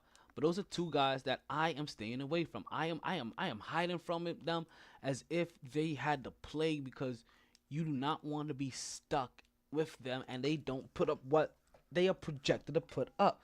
Like, I'm sorry, there are too many circumstances that I do not, or for reasons why I do not believe in them. So last year, right? Kareem Hunt, most yards last year, followed by Todd Gurley, followed by Le'Veon Bell, followed by LaShawn McCoy, and LaShawn McCoy is going through his own issues, so we don't know what's going on over there. And LaShawn McCoy continues to be a top 10 running back, even though he's the only weapon they have. Oh my God! Like, let's get this guy a line. Let's get this guy a quarterback. Let's get this guy a wide receiver. Let's get this guy something, because oh my God, like. We thought LaShawn McCoy going to Buffalo was gonna slow him down or something. Jesus, can you imagine if LaShawn McCoy was in a warm weather place? Hint, Miami. He would eat up yards. Now we have Michael Ingram from New Orleans, who was a top 5 running back last year. He put up more yards than the Kamara kid from New Orleans. Now, why is Kamara ranked so much higher than Ingram, even though they were pretty much even last year? And I do mean pretty much even. And I'm talking about how much fantasy points they put up, because listen, Kamara had 728 yards, 8 touchdowns, right? But he also had a bunch of passing yards in there. Ingram isn't putting up those passing yards, but he put up 1,124 rushing yards last year, to go along with 12 touchdowns. That is tied for the second. No, that's tied. That is the second most touchdowns of all running backs last year. Probably be a drop off, but may he still finish in top 10? You understand? I mean, with at least 10 touchdowns, that's real good, because that means that there's not a lot of people out there putting up 10 touchdowns. You understand? More than 10 touchdowns. There were 2 last year. You understand? 2 people that put up over 10 touchdowns last year. That was Todd Gurley, and now you see Michael Ingram. Mr. Melvin Ingram. Who knows? Ingram. With 12. Now, I think Ingram may fall off, but I don't think Gurley is.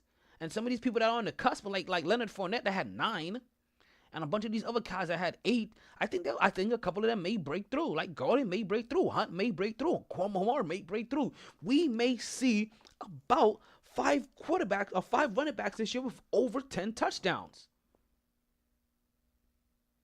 Yes, I said it. Kamara, I believe will get like 10. Fournette, definitely believe will get 10. Gordon, I believe is going to get 10. Hunt, I believe is going to get 10. Le'Veon Bell, I believe can get 10. Followed by, including Todd Gurley.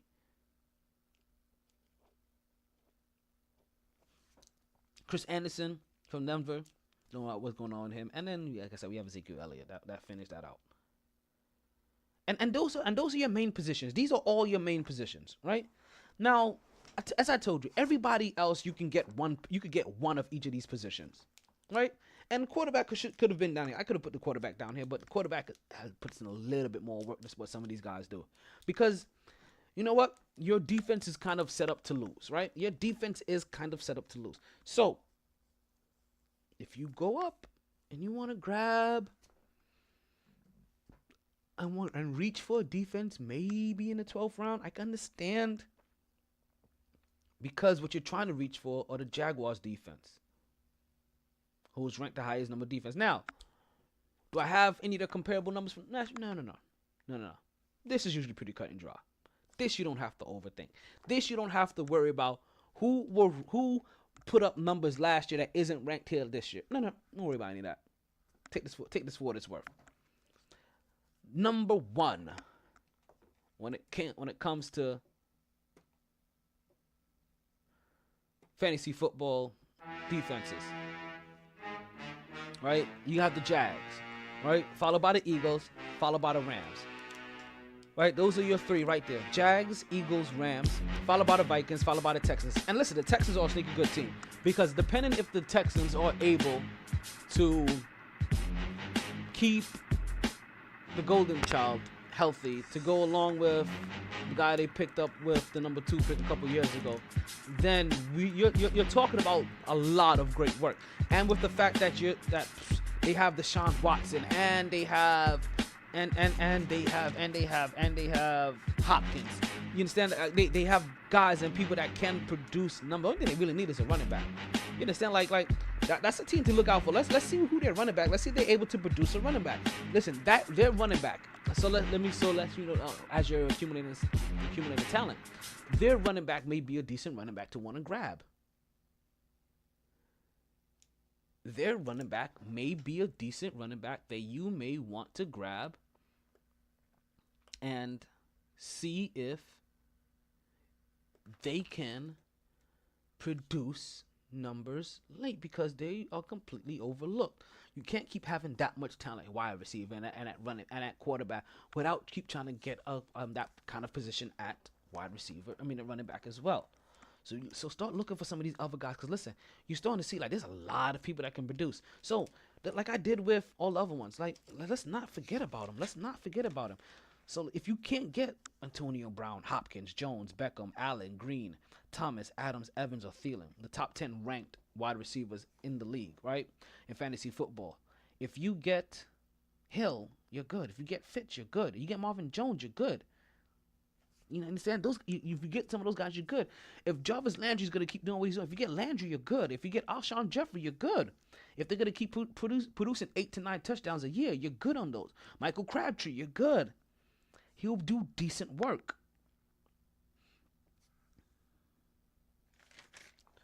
Those running backs, same thing. You get Bell, Gurley, Johnson, Elliott, Barkley, Hunt, Kamara, Fournette, Cook. You understand? Those are your guys. But if you get yourself Michael Ingram, Jordan Howard, who was a number 6 overall producing running back last year, 1,100 yards. Let's give exactly 1,122 yards and 9 touchdowns.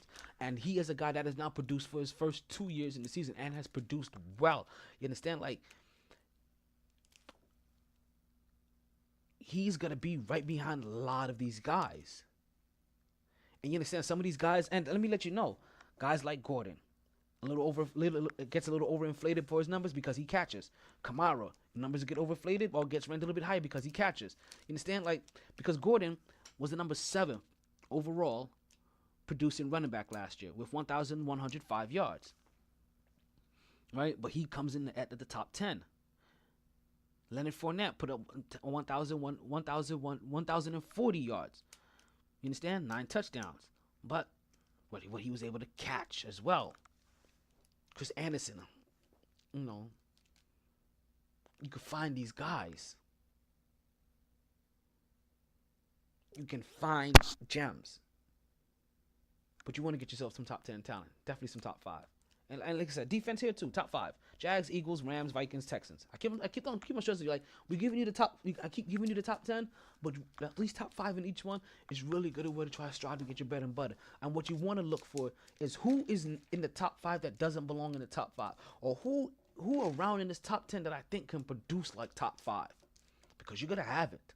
You are definitely gonna have it.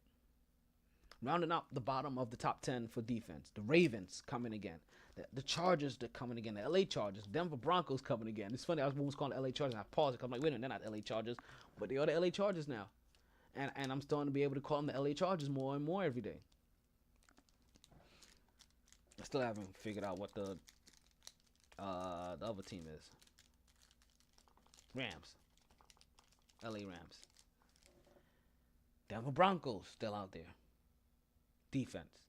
New England Patriots, number 9. The top 10 defense. New Orleans Saints. Now, see how some of these start to get miscued, like, Ravens, Chargers, Broncos, Patriots, Saints. You understand? Like, you saw hitting one of those. So you know what you do? Get yourself a top 5. Top 5, top 5, top 5, top 5, top 5. When it comes to kickers, right? I'm really. Kickers are so, man. So you're gonna want to try to get LA Rams kicker, Greg Zuerlein. And kickers, listen, no, you don't have to worry about their names. Like, really worry about about what team they play for.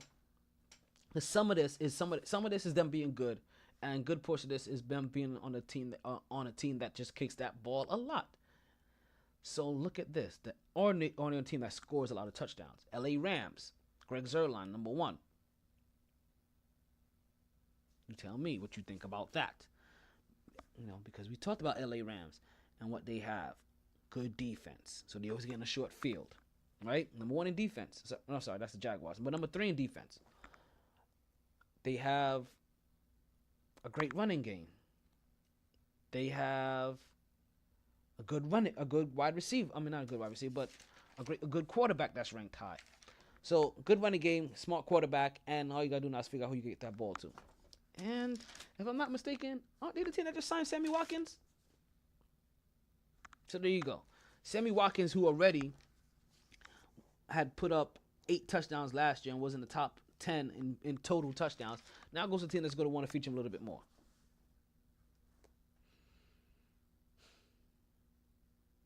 Next, you have New England's Stephen Gostkowski. You have Atlanta's kicker, once again, because they score a lot of touchdowns. Philly's kicker, touchdowns. Pittsburgh kicker, touchdowns. New Orleans kicker, touchdowns. San Francisco's kicker. Who knows? But Robbie Gould is really just that good. So you figure he's going to get some field goals. They're going to close some field. Nobody knows how they're going to run yet. But also, since San Francisco's a whole entire commodity that nobody knows. Carlos Hyde, Jimmy Garoppolo, all of that.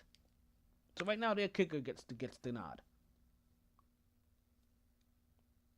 Detroit's kicker, and also Kansas City's kicker. Once again, because of their scoring.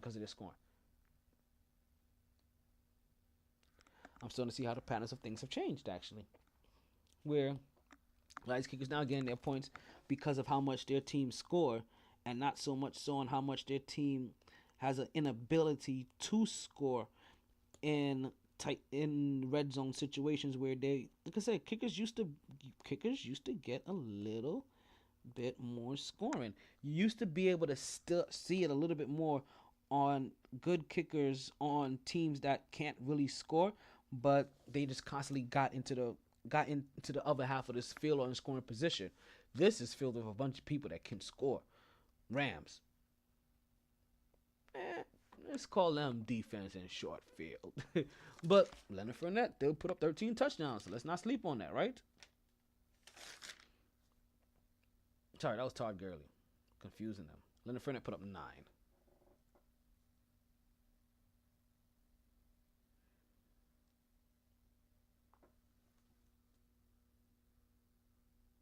Even Baltimore's maybe the only one where we kind of think of like, maybe you are related to how bad they suck. But everybody else, New England because of their scoring, Atlanta because of their scoring, Philly because of their scoring, and a little bit of defense. And but you got to figure if that was the case, maybe they should be up a little bit higher. So maybe that may be a good kicker to really say, you know what? I like what they do there, because that team, not only do they play defense, but that team, they also run that ball, they also score a lot. That's a good kicker to have. The team plays defense.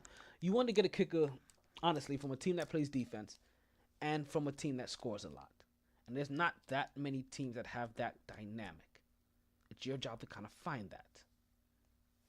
Pittsburgh kicker, Chris Boswell. New Orleans kicker, Will Lutz. San Francisco's kicker, Robbie Gould. Detroit's kicker, Matt Pratt. Kansas City kicker, Harrison Butker. And last but not least, let's move into these tight ends. And folks, you weren't listening. That you are incredible. You are the superstar. You are incredible. We're about to run into the whole 3 hours that we have allocated to do these shows a day. Yay! And the tight ends don't take too long. Tight ends are the tight ends. Like I said, unless you're going after one of these 3 tight ends at the top, then everybody else are kind of going to be lumped into the same thing. Right? There's a few tight ends that have some things worth mentioning, and we will mention them. Right? Let's just give you how they're ranked. Right? I'm going to give you the top 9 because even going to top 10 tight ends is a little bit redundant. Tight ends. Number 1, Travis Kelce. Now, people may be, hey, wait a minute, I thought it was Robert. Hey, who's giving the list here? I think that was me, right? I am the one over here giving the list. So, in my list, Kelce is number 1. You gets that? Capiche?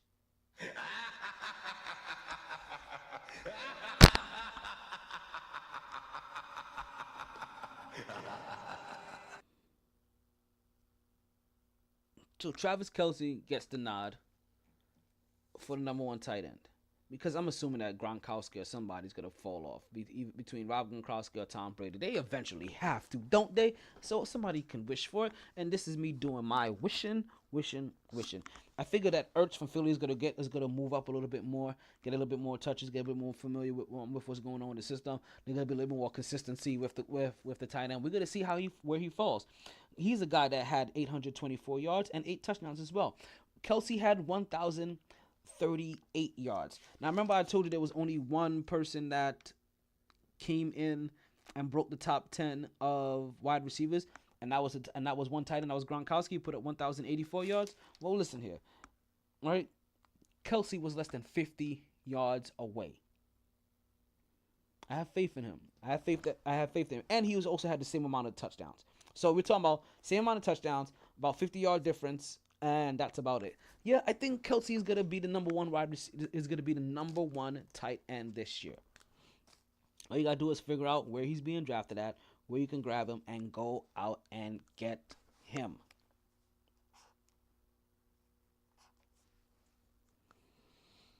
Right? Number 4 tight end is going to be Greg Olsen from Carolina. After that, he's followed by Delanie Walker from Tennessee. And this is one guy I will stay away from because he's questionable, and he's always kind of questionable. Evan Ingram from the New York Giants. He is ranked number 6. He may be able to go up. I'm really hoping this. I want to see what happens. It all really depends on Eli because it's funny how they talk about they kind of have the talent. You guys see everything can happen.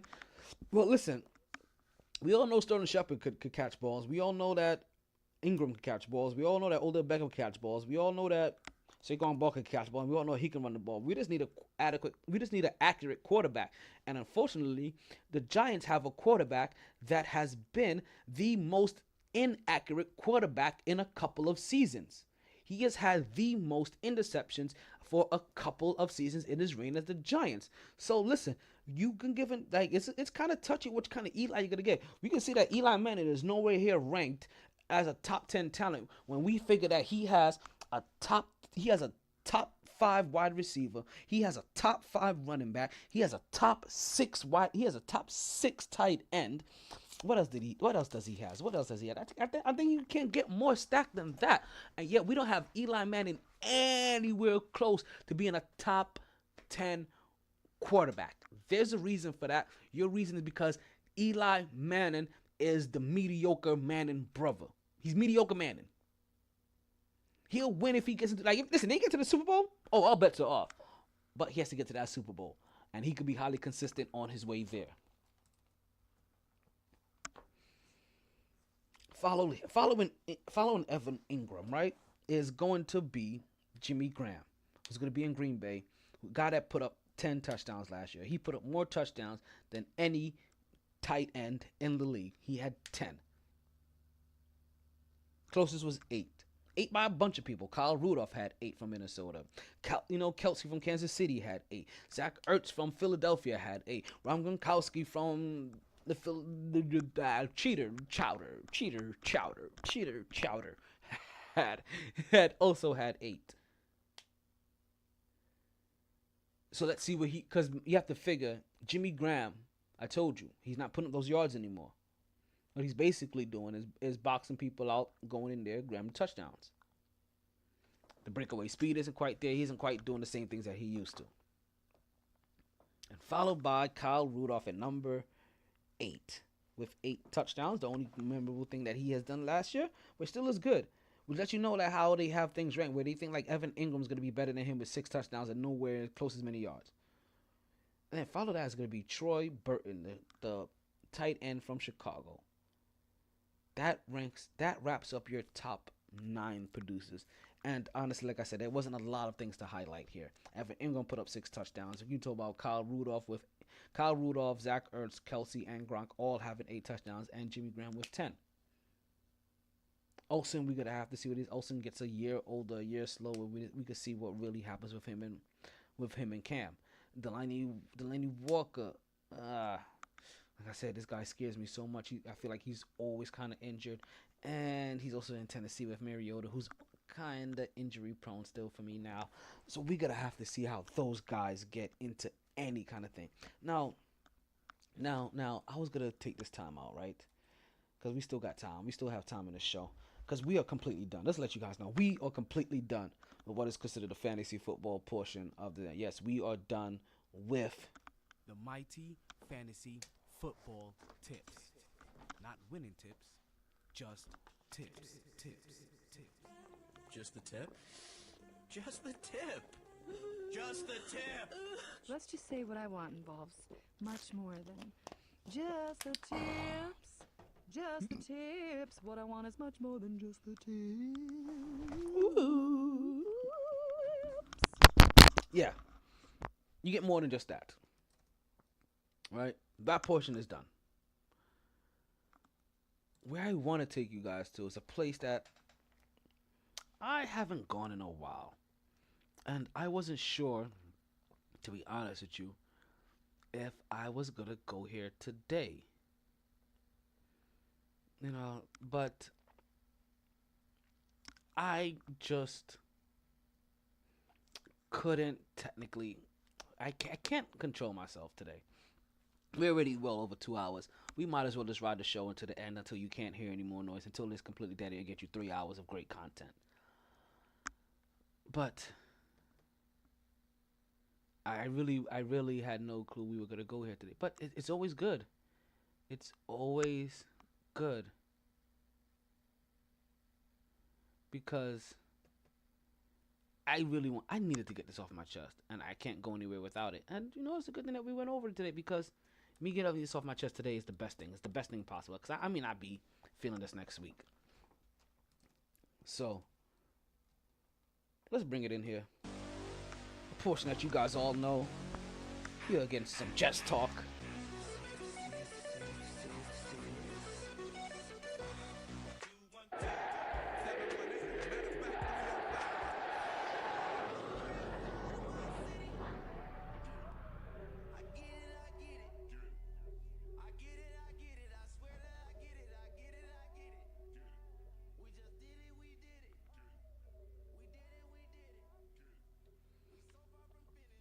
So yeah, we are here and we good. It's time for me to talk about my, cause I came into today's show really saying to myself, you know what we're gonna do here? You know what we're gonna do here, America? You know what we're gonna do here, the MyT universe? You know what we're gonna do here, the MyT peoples? We could come here and talk about the Jets. We were gonna talk about the fact that how I was going to be unsatisfied, completely unsatisfied, if the Jets did not do something proper. Because the Jets had a quarterback issue up until today. They had a potential quarterback problem. And that problem was that they had 3 people potentially they could put in at quarterback. Is it a good problem to have? Yes and no. And I told myself that the Jets do not get at least 2 picks in the top 3 of a draft. Hey, a number 3, a number 2. No, 2 number 3s, 2 number 2s. 1 number 1, 1 number 3. You didn't get at least 2. I'll be disappointed. Because if you were trading away Sam Darnold,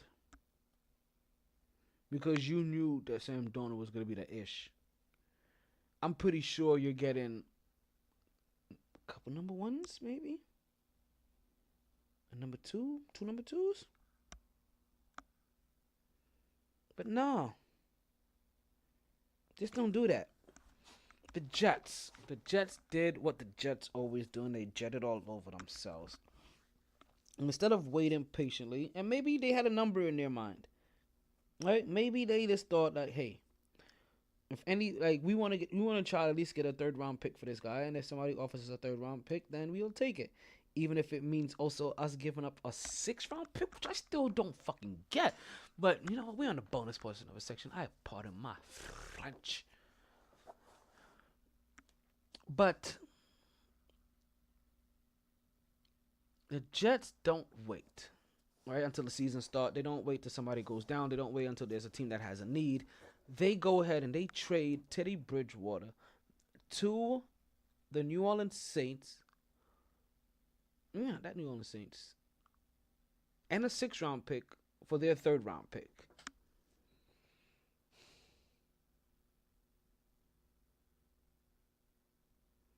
I don't see Teddy Bridgewater getting any burn this year as a Saint. I think it would have been a possibility for him to get burned this year as a Jet. And maybe that's where the problem laid at, is that they wanted to make sure that they had no quarterback controversy, that they picked a guy, they drafted a guy, they traded assets away to get this guy, to go up and get him. And he has looked every bit of what they wanted him to look at, what they've needed him to look like. He has done that. And what they don't want, even though I think it would have been better that for the first 3 games, they're like, oh, well, we don't want to have the hoopla or the chance for possibly Teddy Bridgewater. Because listen, everybody believes the fact that if Teddy Bridgewater's in that locker room and you're trying to win games, that Teddy Bridgewater needs to be starting. So if you start Sam Darnold, you also can't have Teddy Bridgewater sitting there like a lame duck and be like, hey, let's go. You may have to go into this game or have the quarterback think that, right? You may have Sam Darnold think that. But I also do think that Sam Darnold, if Sam Darnold is who they say he is, if Sam Darnold is proven to be what they think he is, then he would benefit from that competition behind him. This isn't like Mark Sanchez that's gonna crumble because Geno Smith is behind him, because that's a sucky guy worrying about another sucky guy possibly getting gimmicked and put into his position. We're talking about 2 good guys that can actually play the position here, and possibly even a third. So what they really do need is like, listen, we already got Josh McCown in here as a backup quarterback. We got him in here paying him $10 million to basically be a quarterback coach. If anybody goes down or Sam Darnold goes down, we'll put in a guy that basically played almost every single game last year for us until he got injured all the way at the end of the season. We'll give this guy a chance. And then Teddy loses out. A guy that I was hoping we would have gotten some assets for, but instead, no. We get a 3rd-round pick that can pan out to a whole bunch of things. But we gave up a 6th-round pick as well, in a place where we're trying to stockpile assets because we gave away 2 number 2s just to get some Darnold. So now that we got 1 number 3 back, you say to yourself, hey, let's grab the 3 and give away the 6. So now we've given away 3 draft picks around quarterbacks and gotten 1 pick back and 1 player. Just saying. But this is our time. It's been the Mighty Sports Podcast. If you're listening, hopefully you're listening on the new revamped site at mytsports.net. That's mytsports.net. Go there, catch the whole entire show. Or catch us every week live right here, every Wednesday. Man, it's been a fun show. Thank you guys for listening. You know what I say. Stay tuned. Stay blessed. Don't ever stress. As one hand wash the other and both wash the face as we continue on this race to the top. Let the optimism of your tomorrow be your foundation for today. Don't ever forget that. Yay. Yay. Yay, yay. Sorry, boys.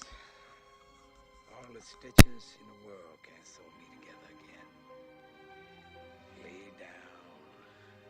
Lay down. Always knew I'd make a stop there. But a lot later than a whole gang of people thought. Last call for drinks. Bars closing down. Sun's out. Where we going for breakfast?